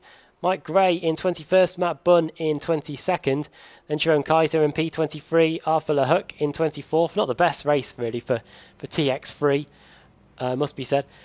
Then it's Christian Rose 25th, then 26th for Ben Gregory. Then Mike Partington in 27th with Chris Wood there in P28. James Eagleston had a very lively race, maybe too lively in the eyes of some. Then Ethan Bass in 30th, the Scotsman. Paul Gosling in 31st, Billy Fletcher in 32nd. Then Ben Palmer, Dennis Eipenberg, Mark Woodhouse in P35. And then in 36th, it's Daniel McCauley, Simon Underhill, Jake Blackhall, Edward Rappager, Marco Mogren. John Tusting 1 lap down. And then the cars that didn't finish the race, Ashley Blake Hood beached on a curb. And then Andy Shield, 5 laps down. Rob Cuss also out of the race, 10 laps down. Brian Lockwood, internet issues for him. And Josh Thompson didn't take the start because I believe he's in the wrong car. And once you join the first race in the wrong car, I think you're set with that for the rest of the evening. So I'll be surprised if we see Thompson back in the car for race 3, but we'll wait and see. But first, it's time to do the reverse grid for the final time tonight. It was 14 in race 1. Can we go a bit better and get a massive one just to throw the cat amongst the pigeons? Let's see if we can do that. Let's get the music ready. And without further ado, let's spin the wheel for the second and final time tonight.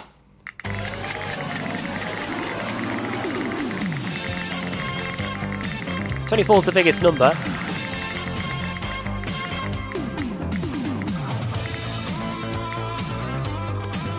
We're not going to get it. It's going to be a bigger number though.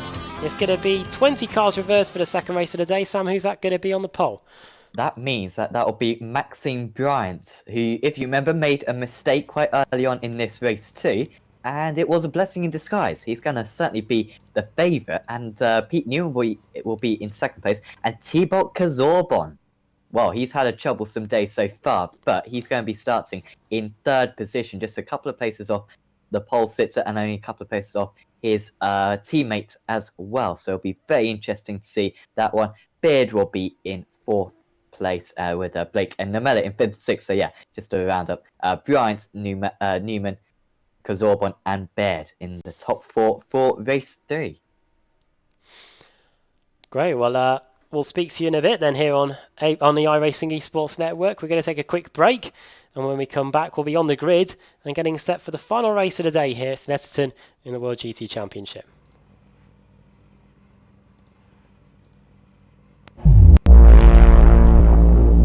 Okay.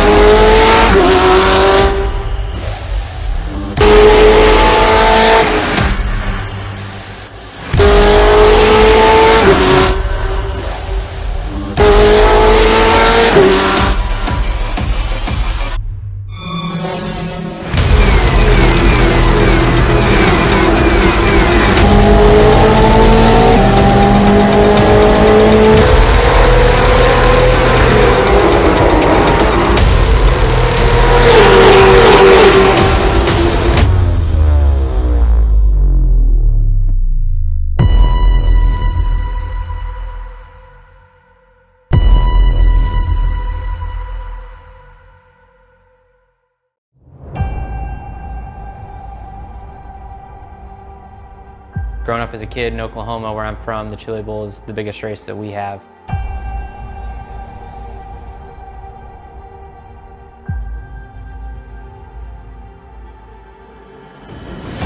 The Chili Bowl has kind of been my favorite race of the year.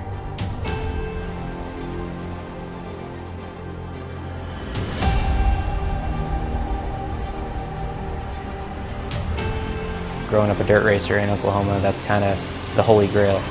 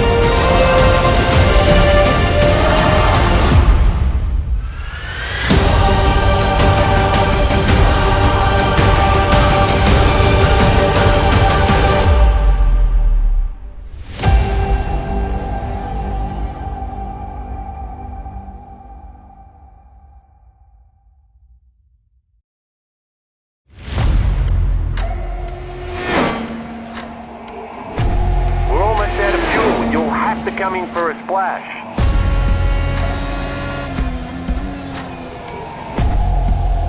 3, 2, 1, now.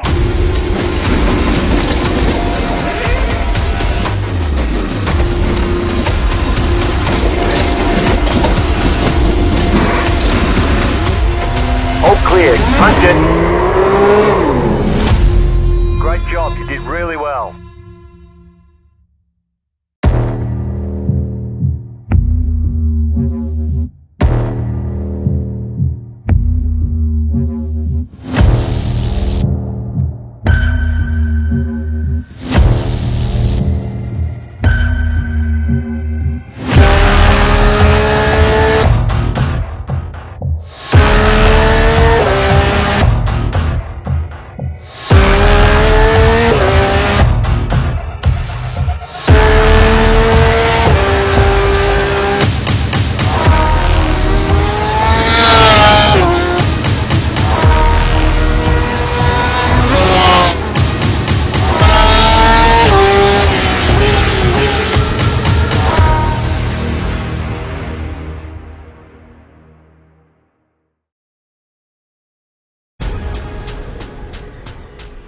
The most realistic online racing sim ever made.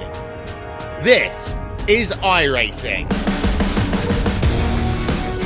Detailed laser scan tracks, fully dynamic real world cars, and over 50 series to choose from.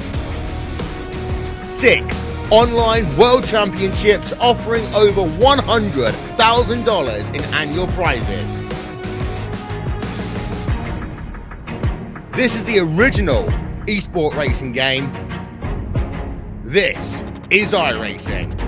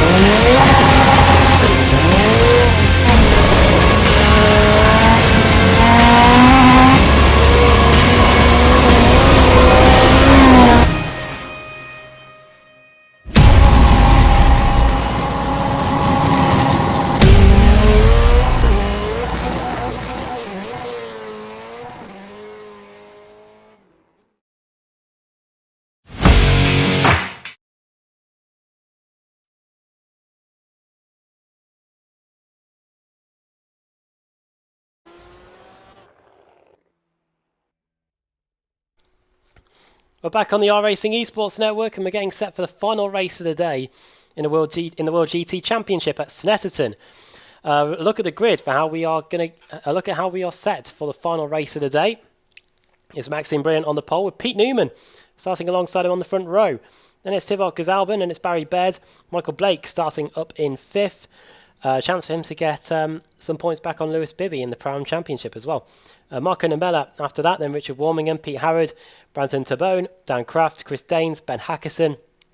And then the reverse grid numbers are completed here by Lewis Bibby, Michael Avdoka, Carl Janssen, Mark Fletcher, Vishy Gafenku, Christian Challoner and Dave Baker in 20th. And as the rest of the grid scrolls through, Sam Fitzpatrick, we're getting set for another exciting race here with a slightly bigger reverse grid and some drivers that need to get a win on the board towards the front. Yes, Maxime Bryant and Thibaut Gazalban undoubtedly the favourites going into this race. Will they be able to back that up? Because they are teammates, TX3 by Thrustmaster. But they have both made a couple of mistakes so far today. They cannot afford anything like that going into this final race, where they can maybe recover some points for their private championships. Of course, both championship rivals in the individual class, and of course championship rivals in the teams championship as well. But watch out for Pete Newman. Haven't seen too much of him. Quietly gone about his business. Got a 19th place though in that second race, and deservedly gets a front race start. So could he cause a bit of a surprise here? This championship is built on surprises. Let's see what's going to happen here. Maxime Brilliant, Pete Newman. They're not going yet. They're going now. Brilliant leaves Newman for almost dead, really, and it's going to mean that Thibaut Gazalban's going to get second place pretty much for free here.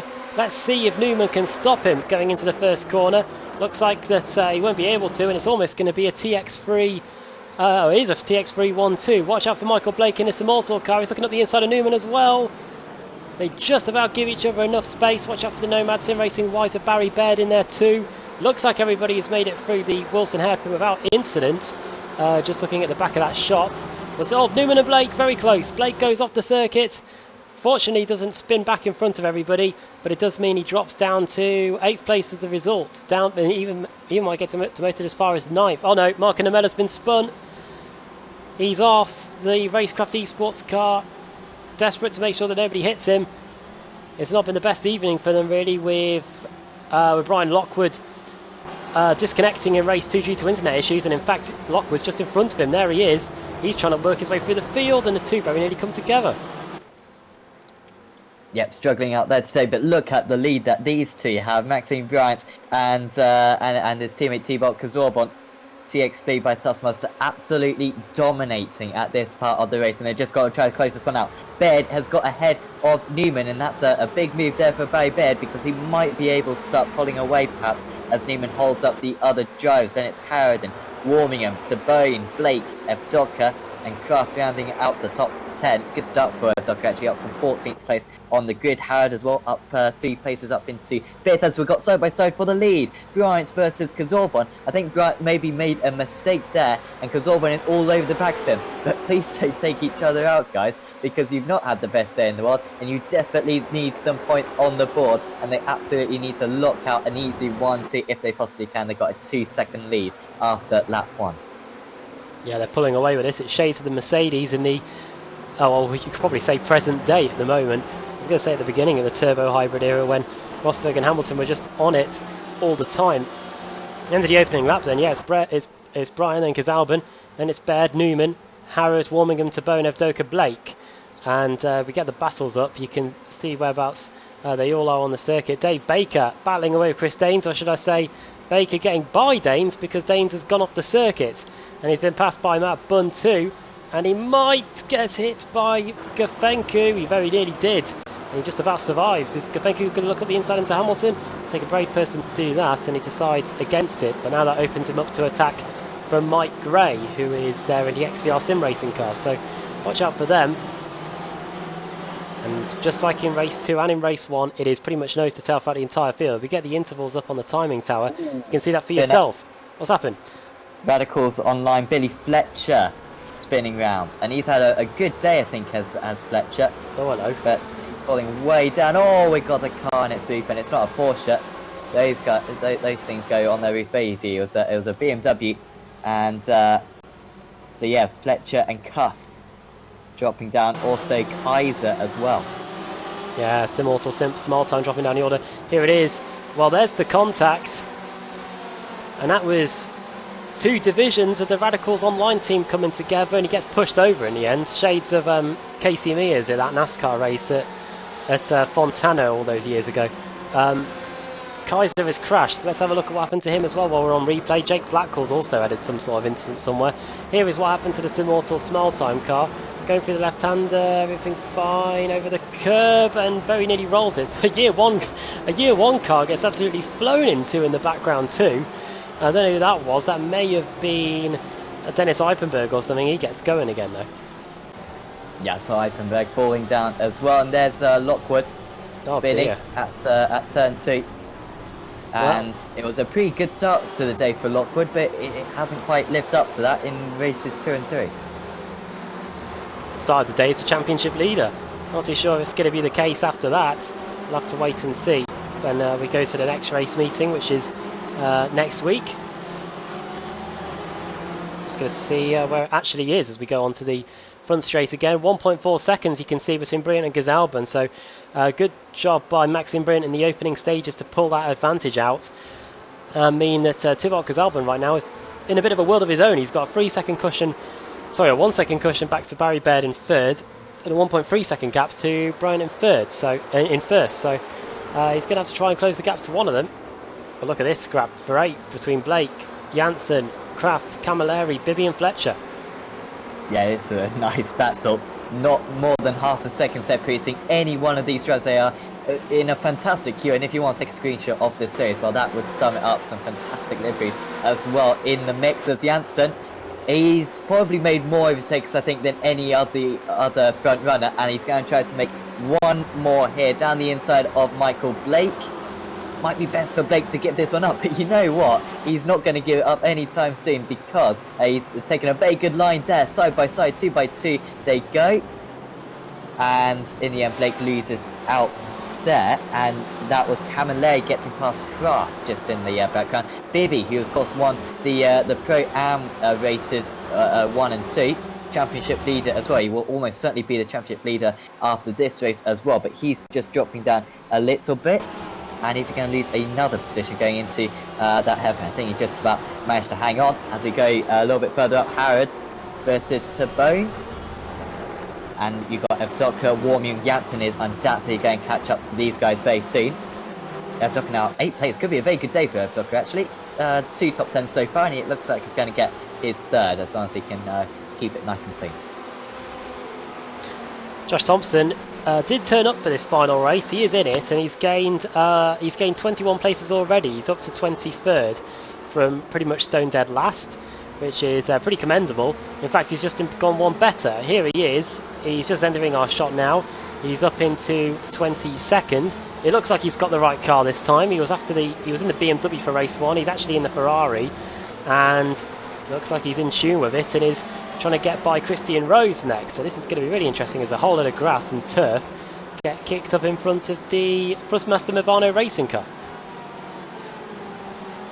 Nice comeback from Thompson. He's had so many of these raceways, had to make his way through the field. I think he kind of looks at it as a bit of fun, but no doubt not the start of the season that he wanted. He could have just quit after race 1, to be honest. Had a 100% winning record this season. I don't think anyone else is going to have that record, but he stuck by it, and he's just being very patient. He knows that this race will come to him as inevitable incidents occur in front of him. Separated out in front, by the way.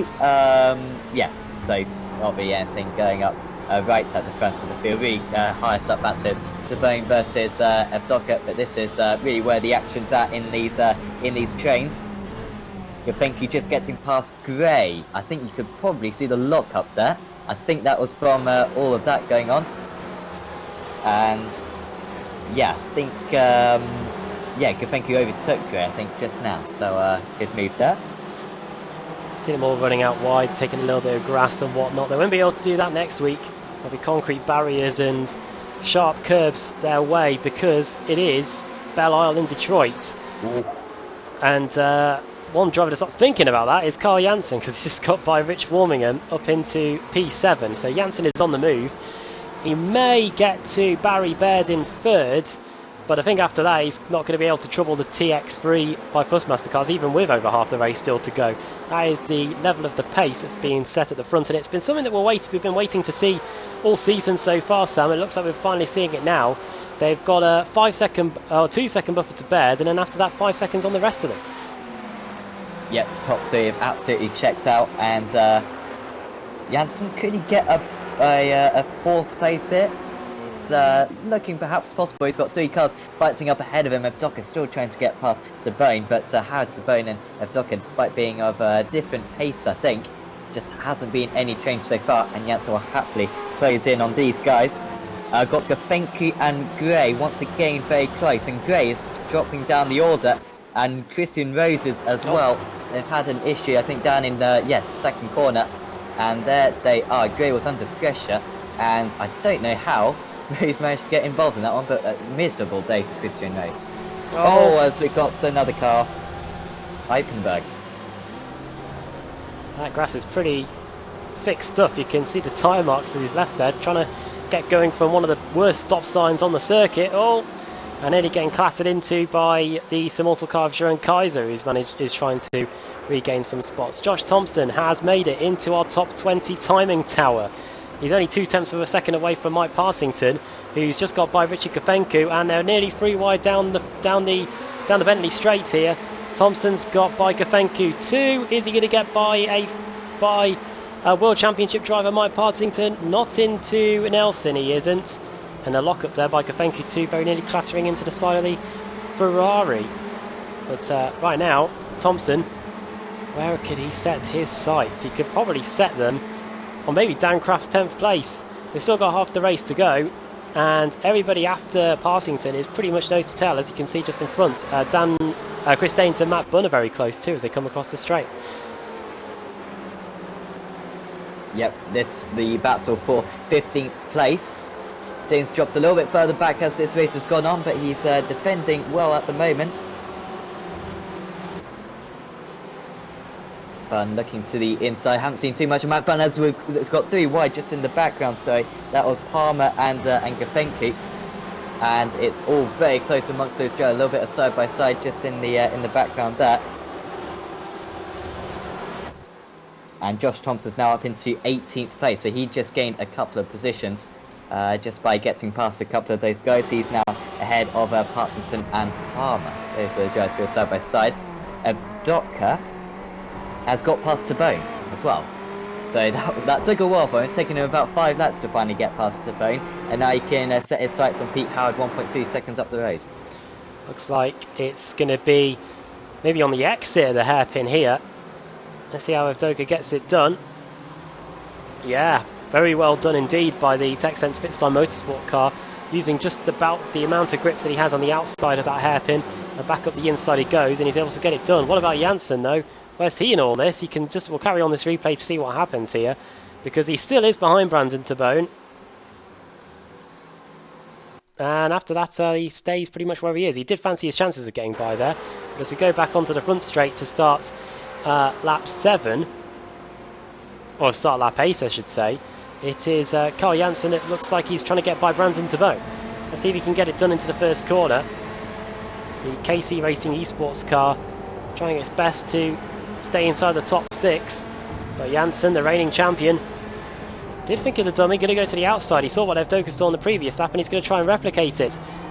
He very nearly does, albeit for a bit of wheel spin on the exit. And it means that for now, car 222 remains in 3 times 2, which is 6.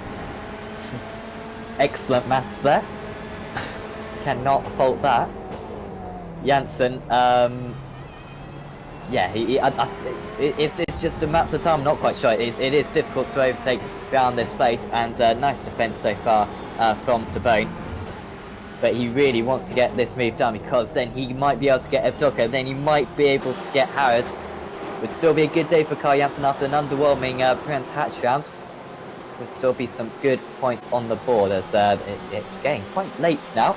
It's 7:21 in the evening, and you can see the it's certainly the light levels decreasing for these Razor's headlights are gradually becoming more and more prominent. Bryant's still holding off Kazorban. So Kazorban, by the way, earlier on in the race, I think it was lap 3, just a really bad lap. He was about 1.5 seconds slower than Bryant. Randomly fell nearly 2 seconds behind, and since then he's just been gradually closing in by about 1/4 of a second per lap. And now, with a few laps to go, he's got himself half a chance, but they cannot afford to take one another out. Yeah, that would be the bad thing to do. Even I can say that. Yes. Laying down a gauntlet to the rest of the field here. They are doing a fantastic job. Here is a good battle for 12th and 13th. This is Michael Blake versus Mark Fletcher. Very close in the background as well as one of the Texans Fitstar Motorsports cars is off towards the field. That's Lewis Bibby. He manages to avert that destination and just about wrestle control of the car back, but now he's only 22nd compared to where he was a moment ago. Edward Rappager versus Christian Rose going into the hairpin. Rose on the comeback trail after getting stuck with an XVR car earlier. And Josh Thompson getting past Matt Bunn into the Agostini hairpin. That's Tomo up into 16th place, 28 positions gained. Next up on the list is Chris Daines in the Brits Sim Sports car, who's having a bit of trouble trying to get by Dave Baker, who is in turn having trouble trying to get by Michael Blake. Mark Fletcher's got by though, and the Radicals Online Motaf car is up into P12 with just over 5 minutes to go. Another good day for Fletcher. Racking up more points, he might be in the lead of the championship after today. I really have no idea, to be honest, but there's been so many different wins, and it looks like we're going to have our 6th different winner of the season in the form of Maxime Bryant. Blake, yeah, holding on to this place well. Yeah, you've got Baker then just behind, then Daines and Thompson. Thompson could get 4 more places yet, but he's got to get a move on with it. And here he goes. Good cutback on Chris Daines. Has to go to the outside. Straight line speed in that Ferrari it should be. Defending right to the inside of the corner is Daines. And Thompson's going to have to brave this one out, but he can carry a lot of speed around the outside. That outside line turn one hasn't really worked, almost contact, and then somehow, oh dear, Thompson's into the wall. And can he keep it going? I don't think there should be too much damage on that car. And after all of that, now Bunn's making contact. He's got half a chance at making the move finally on his rival. But, oh dear, well that was a bit chaotic. I'd agree with you if he hadn't hit an Armco barrier. I think the car is pretty damaged. If it was a tyre barrier, quite nose on. He might get away with it. Well, tell you what, we'll go back and see if you're right in a second. Let's have a look at this battle between Partington and Daines, though. Three BMWs scrapping away here. Daines up the inside. Oh, I thought he was going to fly into the back of that CQR GT car for a brief moment there. Bunn trying his best to hold on as they go onto the Bentley straight. Josh Thompson has got going again, but the answer is how much damage is on that CQR car. And I'll tell you what, Sam, there you go. That's why I'm up here and you're team boss. The car is pointing straight and true as he goes down the Bentley straight, and he's in 22nd. And tell you what, with the amount of damage he's got, which is pretty minimal, he could still fancy his chances of getting a top 20 finish at this rate. I mean, even if it only had one wheel, I'd still be telling my drivers to get out there and win the race. Doesn't matter whether or not they're on a unicycle. But no, he's still carrying on, and a bit of damage, not going to help him too much, but still will score some decent points for Thompson. About to pull the lead, calming down a little bit, so half a second between Bryant and Kazorban. Baird comfortable in 3rd, Howard in 4th. So there's not too much reason to go to the front, really. We will we'll stick with this one, I think. Side by side, Partington. And also just behind. Sorry, that was Gopinki holding off Palmer as well. So it's been a pretty entertaining night for most of the teams in this championship. We started off race 1 with CQR being right in the thick of the action. Race 2 we had problems with TX3, And here in race 3, we've got the likes of Thrustmaster, Brit Tech, all really giving it a go here. And he got to at Snetterton. You really got to get elbows out to try and get any sort of move done, because as you can see here on the 300 section of the circuit, it's not the widest track in the world, and the BMW is a pretty wide car. As we get set to start the final lap in a moment, for Maxime Briant and Thibaut Gazalben are just going through the long right-hander going towards Murray. You can see that from the track map on the far right-hand side of your picture. And the fight for fourth continues. It's not all nose to tail. Harrod has got just about half a second in check over Michael Evdoka. It has stretched out a little bit over the last lap or so. And if anything, the closest battle as we start the final lap of the race is going to be between Carl Janssen and Brandon Tabone for 6th place. And Tabone has managed to keep himself in that 6th place for the majority of this race since falling behind. But Carl Janssen is raring to go, and let's see if we can get it done into the hairpin. He's managed to force a blocking move out of the KC Racing Esports car. Yeah, Tabone was done around the outside at that Montreal corner earlier on, but he hasn't fallen victim to that ever since. 2 wheels in the dirt there, very nearly sent him off into that runoff area. But we carry on. Janssen in the CQR P&M with Lizard. And I've only had one-sided today, and that's difficult to pronounce. Going towards Hamilton through the left-hander. Now towards Oggies, one of the trickiest corners on the circuit, just because of the way it widens on the exit. Oh dear, something's happened. And it's Mike Partington that's off. This gives Josh Thompson a place, and he's going to look up the inside. Oh, through on Lewis Bibby. I did say that Thompson may crack the top 20 before the end, and he has done so. But meanwhile, Sam, here come TX3 by Thrustmaster for what looks set to be a 1-2. Yep, easy victory seemingly for Maxime Briant. Starts it on pole position. Gazalben starts in third, got the 2nd place from the very start, and here comes TX3 by Dustmaster. They are going to take a 1-2 finish here at race 3 at Snetterton, and that is just the finish to a pretty disappointing day that they wanted. Baird will finish in 3rd place. Howard will hang on for a fantastic 4th, and Tabone hung on against Janssen as well. So nice defence there from Brandon Tabone. Is Thompson going to get any more places? Doesn't look like it. He might even be out dangerous from behind, with Bibby closing in on him to the line, but Thompson, despite that air damage, finishing in 20th place. And well, race 1 will certainly be, meeting 1 where he didn't turn up will certainly be a drop round. He may want this one to be a drop round as well after that non-finish, but still recovering some decent points after that race win earlier on as well. Michael Blake takes the Pro-Am honours. Bibby finishes in 4th in that fight in the end. Bunn in 3rd and Underhill in 2nd. So that's how the category finished. There is Bibby. Has everybody finished? Now I think we've still got a few coming along. Eagleston over the line there. Here comes Chris Wood for Team Mad. He's going to come across the line in P36. There he goes. And that means we've just got 1 car left, and here he comes. It's Ben Gregory in the TechSense Fitstyle Motorsport car. Down 11 places. He's going to finish in 37th place. And there he goes.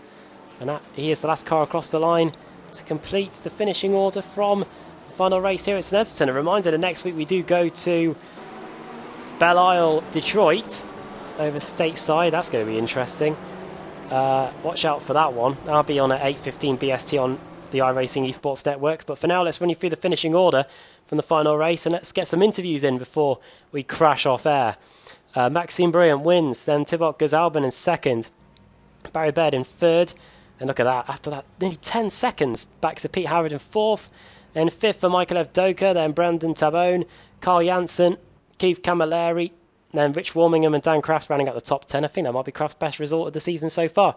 Christian Challoner in 11th, 12th for Mark Fletcher, then Michael Blake, the top AM driver in P13, then Dave Baker, Chris Daines, Ben Palmer, then Richard Gafenku, Simon Underhill, the 2nd highest AM in P18, then Matt Bunn in 19th, for Josh Thompson miraculously gets 20th. I thought his car was done for after it hit that Armco barrier on the exit of Riches. I think that's the first corner. Might get that confused with another circuit. Lewis Bibby, 21st. Mike Partington in 22nd. Then Christian Rose in P23. Then car 007, Andy Shield in 24th. Good comeback, really, because I think he was off at the start of race 3. Edward Rappager in 25th. Then 26th for Brian Lockwood. Not the best evening for Racecraft Esports. I think they've pretty much admitted that on the YouTube chat. But I'm sure they'll be back next time out at Detroit. Home race for them, in fact. Well, home race for Brian Lockwood, anyway. Team Mads Mark Woodhouse in P27, then Daniel McCauley. Paul Gosling finishes in P29, and 30th for Jerome Kaiser. Ethan Bass, 31st. John Tusting in 32nd. 33rd, for Marco Namella. Then James Eagleston, Mike Gray. Chris Wood, over a minute behind in 36th. And then 37th for Ben Gregory, and then the cars that didn't finish the race. The Year 1 Fury Simsport car of Dennis Eipenberg was off the track quite a bit in that third race. Pete Newman, 10 laps down. Billy Fletcher, 11. Rob Cuss, 11 laps down. Jake Blackhall, well, did he even register a point today? Unfortunate for him. Then Arthur Lehuck, the only TX3 driver that didn't have the best of things in that final race. Ben Hackerson, finishing 12 laps down in 44th. And that is indeed it in terms of finishers. And now it's the time of the show where we go to the interview room and see who we've got waiting to talk to us. And they're populating the room already. We've got Michael Evdoka, who Sam will probably know pretty well. We've got Marco Namella too, and we've got Michael Blake, who won the Pro-Am category in race 3. So I know Sam knows Michael well. Evdoka. So we'll start off with Michael Blake, who is technically one of our winners today because he won the Pro-Am category in race 3, and he pushed Lewis Bibby all the way too in race 1 and race 2. So he joins us now in the interview room. Michael Blake, welcome, and well done on the Pro-Am victory in that third and final race. How was it like? Or what was it like out there at Snetterton today? It looked pretty congested, to say the word. Yeah, guys, that was pretty intense. I am absolutely exhausted. I am literally dripping. Yeah, I don't think the #Heatwave UK hasn't helped, but I don't think you finished outside at least the top 3 in the Pro-Am fight all night tonight. You were keeping Bibby honest in race 1 and race 2, and you were able to get that win in race 3 too. Yeah, that was surprised me because I was the 4th slowest car. Sorry, 4th from slowest in qualifying. I'm really struggling with this car for pace in the middle of the corner, but I keep tweaking on it, and I think I'm getting somewhere. But just want to thank everyone that I did battle with in race 2 and race 3 for keeping it clean, keeping it fair. That was intense. And for the team as a whole, you got Jerome Kaiser on board, and just looking through the rest of the entry list. Is that it? Is it just the 2 of you? Ashley Blake could. Oh yeah, Ashley Blake could. Oh well, he got beached on a curb, didn't he, in race 2, I think. But you happy with the team's progress so far? I'm guessing you'll be trying to compete for the Pro-Am teams title this season. We're going to try, but there are some seriously strong teams around us. If we can get top 3, that's sort of the goal. If we can get top 3, we'll be over the moon with that. With the level of competition, it's absolutely crazy. A bit of a nudge towards Ben Hackers, towards Sam Fitzpatrick there. I think with TechSense FitzTime Motorsport also competing for the Pro-Am teams title as well. It's going to be a good scrap between you guys, I reckon, during the season. But next week, if your task was hard enough, it might just have got a bit harder because we're off to Belle Isle in Detroit. Is that a track where you might get to know the BMW a bit more, or is it just going to be a case of trying to survive those 3 races? Well, I've been struggling with the mid-corner speed and getting over the curbs. It feels like the suspension's collapsed every time you touch one. So the curbs aren't too bad at Belle Isle, so it might be all right. And I normally do better than I do in the sprint races during the Enduros, so hopefully we'll have some more good points. Great. Well, before we let you go, do you want to send a quick shout-out to anyone? Immortal, obviously, you guys for the broadcast, all the admins for all the work they do in this series. It's incredible. And big thanks to Dave Crozier and Team Mad for taking me on board this year, and Smile Time Productions, who are sponsoring the team. That's Paul Smith's stream on Twitch. Go on. Great. Well done today, especially on the win at the end of race 3, and all the best next week at Detroit. Thanks, guys. God, I nearly dragged myself out of the room. Next up, we have got. We'll go from one Pro-Am contender to the other. We'll go to we'll go to a man who's competing for the Pro-Am team's title anyway. Michael Avdoka for TechSense Fitstyle Motorsport. And tell you what, Sam, you can have the floor with this one. Here he is. He's waiting to talk to you now. Yes, congratulations, Michael. Really successful day today. 3 top 8s. I always say if you get 3 top 10s, that's a perfect day in the office. 3 top 8s, you must be delighted with that. Yeah, absolutely fantastic. Probably one of my best meetings in World GT. Also, all 3 races were 0x, so bonuses in all 3 races, which is a bonus. I absolutely loved it. Some absolutely fantastic racing out there. Just being patient behind people mainly, because it's so tight and twisty here. It's so hard to get an overtake. And I think in the second race, Carl Janssen overtook me from my own mistake. And I just sort of thought, release the beast, because he's so fast, Janssen. And in that third race, just taking it easy and trying to keep those 0x's, Yeah, absolutely. Drove it superbly. I was saying at the start of the day how maybe the Ferrari might struggle around here. It's usually a car which goes well around places like Monza and Daytona where the long straights are around, but this place much more tight and twisty. How did you find the Ferrari was in terms of its competitiveness? Yeah, it was very difficult. You just had to control the rear end because it wanted to sort of snap off, but as long as you were just easing it round, it had a little bit of drop off compared to the other cars, but it wasn't too bad, to be honest. And in terms of the points in the championship, you were 15th going into today. No doubt you'll be in the top at least 10. I imagine probably a little bit further up than that. Is that your aim for the season, getting as high up in the Drivers' Championship, or is it more on the Teams Championship? Yeah, it's a bit of both. I mean, I want to be in the top 10. That's realistically where I want to be. It's going to be so difficult with the strength of field that we've got. With all the pros and all the drivers that we have got, it's just crazy how difficult it is. I mean, in the first race, I came P7 and I was just ecstatic to come P7. It's just crazy out there. But yeah, top 10 in the drivers, and hopefully we can do really well in the team standing as well. Absolutely. Well, best of luck with that. I certainly have no special interest either, so that's all good. Is there anyone you'd like to thank, Michael? Just the team, Fitstyle Motorsports. They've been absolutely fantastic. All the sponsors we have, TechSense, they've been awesome as well, funding everything that we need and helping us out. And you guys do a fantastic job on this broadcast. Thank you very much. Thanks, Michael, and we'll see you soon. Cheers. Right, cheers to Michael. Right, we're going to race through these interviews, and we'll move on to Josh Thompson. I think he's had a pretty entertaining evening.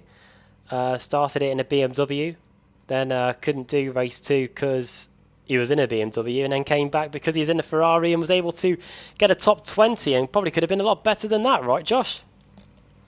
Yeah, I don't really want to talk about race 3. Obviously, I got a mega start, plus 24, and then the same people who always cause incidents at strikes again. But yeah, I can't really complain to say I kind of put myself down there. Obviously, silly mistake with choosing the wrong car because I wasn't really paying attention. But yeah, one of those things really. So yeah, you arrived for race 1 and you're in the BMW. Have you even got a setup for it when you line up on the grid? Nope. So you literally... No, I was talking to Partington and Palmer at the time. And obviously, normally it comes on the drop down. Obviously, I had to drop down the Ferrari, but I'd refreshed my page like 2 seconds prior to obviously get the session to load. And it switched then, automatically puts it back to default, which is the BMW. So I wasn't paying attention because I was looking up. I clicked join. I looked last second, it was in the BMW. By then, I've already signed up. So I had to just go, yeah, I can't race this one. So, how did you get it switched to the Ferrari for race 3 then? I just couldn't take part in race. Obviously, just couldn't take part in race 2. And then Matt had to manually add me to the grid again. That's why I started back. But obviously, then I made sure I chose the Ferrari, which is the correct car. I was pretty surprised, to be fair, when you hit that barrier midway through race 3. I thought for certain that the car would be pretty heavily damaged, but all 4 wheels are pointing straight in. You're still able to get a top 20 by the end. Yeah, just about. Shame, really, because I'd say 44th to what could have been probably a top 10 at this track, which is probably, I'd class it as a Mickey Mouse track because obviously you can't really do much here. It's a lot of single file, waiting for a lot of mistakes. If I managed to get a top 10, that would almost be like a win. And yeah, it's just a shame, really, because obviously there's so many incidents what happened tonight. Race 2, I probably could have a chance at a win in that one with how everything turned out. It's just a bit of a missed opportunity, really, tonight. But on to the next one. Yeah, what are your plans for the season? Are you going to be here for the majority of the races on the calendar? Yeah, I'm going to be here for all of them. Obviously, I missed last week because I didn't get back home in time. Oh, yeah. I didn't, and I got back home for race 3, and it just wasn't point. There was no point in me turning up for one race if I've not really done any practice for it, knowing I was away. Yeah. So this year is now I've got to make sure I turn up to all the races because I've used both for drop weeks in the first 2 rounds, which is not ideal at all. And obviously we go to Germany, don't we, in like 3-4 weeks? Oh. So I'm hoping it's on the break week. Well, hopefully they factor that into the occasion because I hope so. I'll be there as well, probably. Yeah, it'll be season 4 all over again with Foggy. I'm missing out on the championship because I missed 1 extra round because I was in Germany. Oh.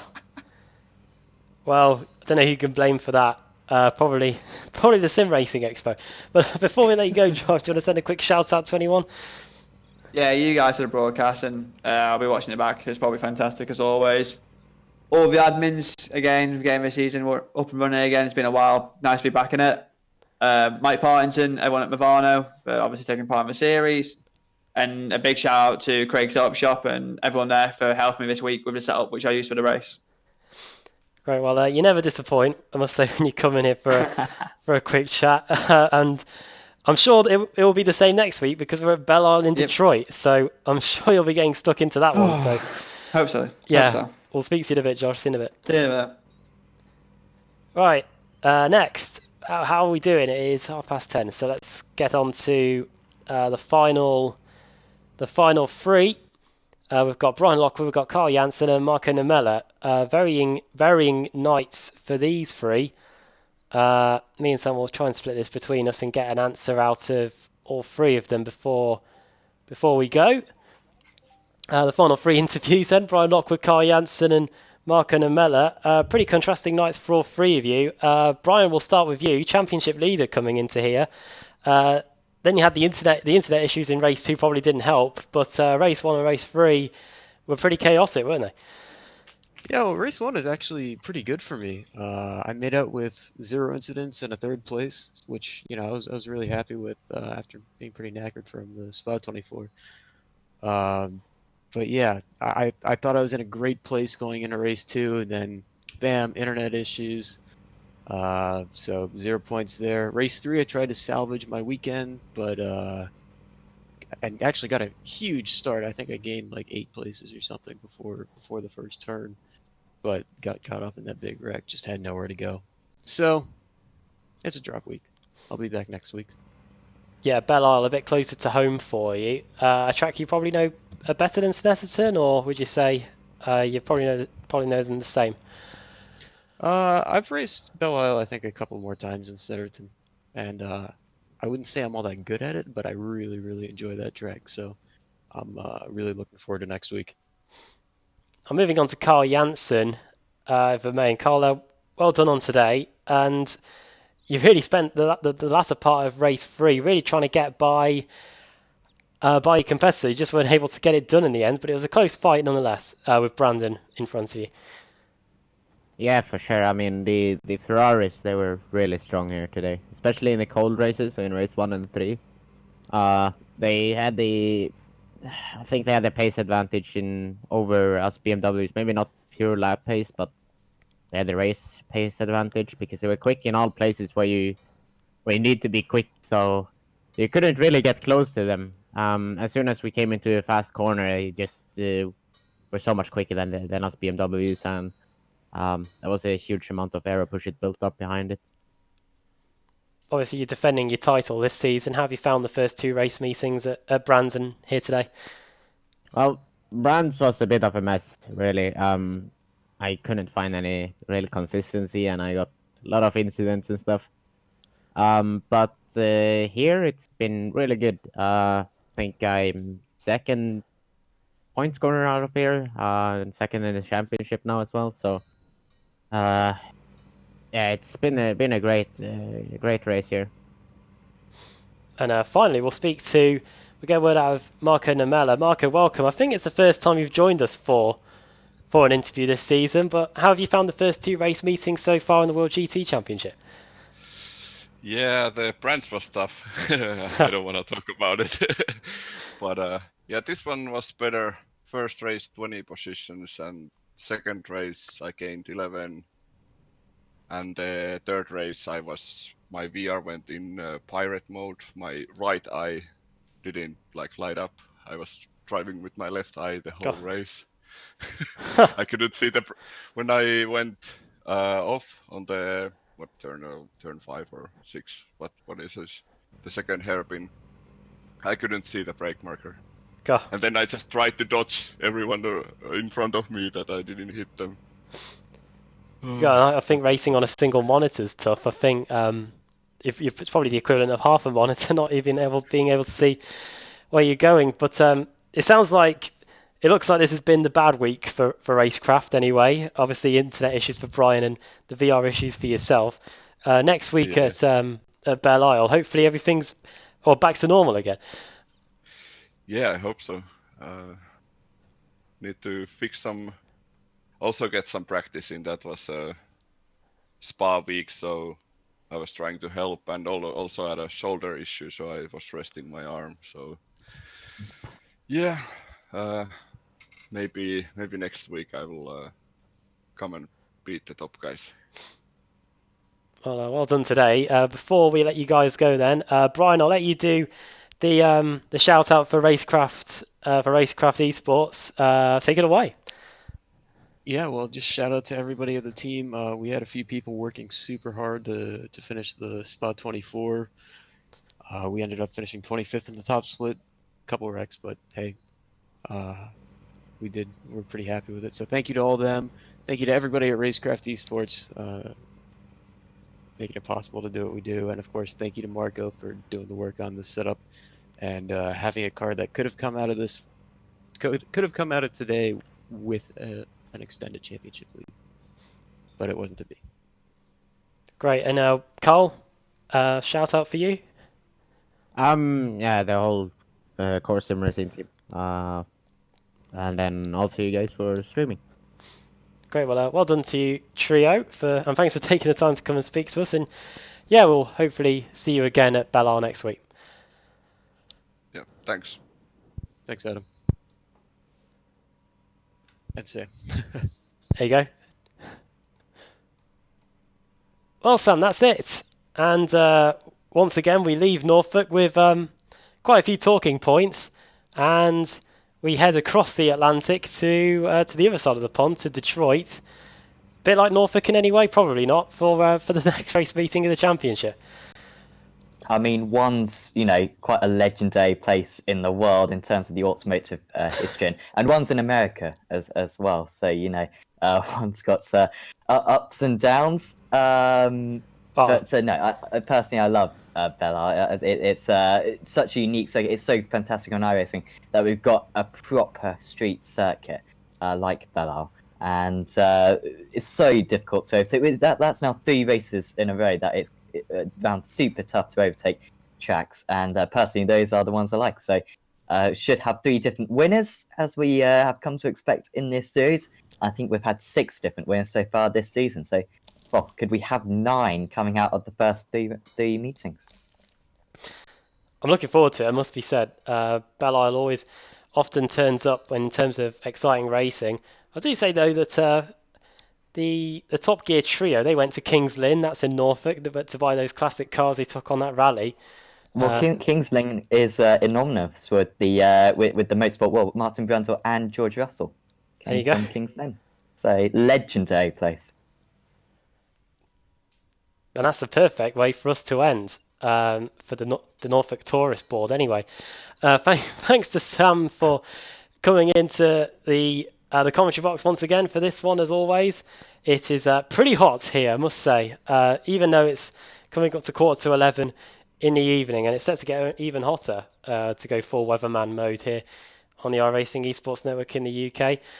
We will see you at 8:15 British Summer Time next week when the World GT Championship heads stateside in Belle Isle. So until then, from me and from Sam and from all of us here at Apex Racing TV on the iRacing Esports Network, bye for now.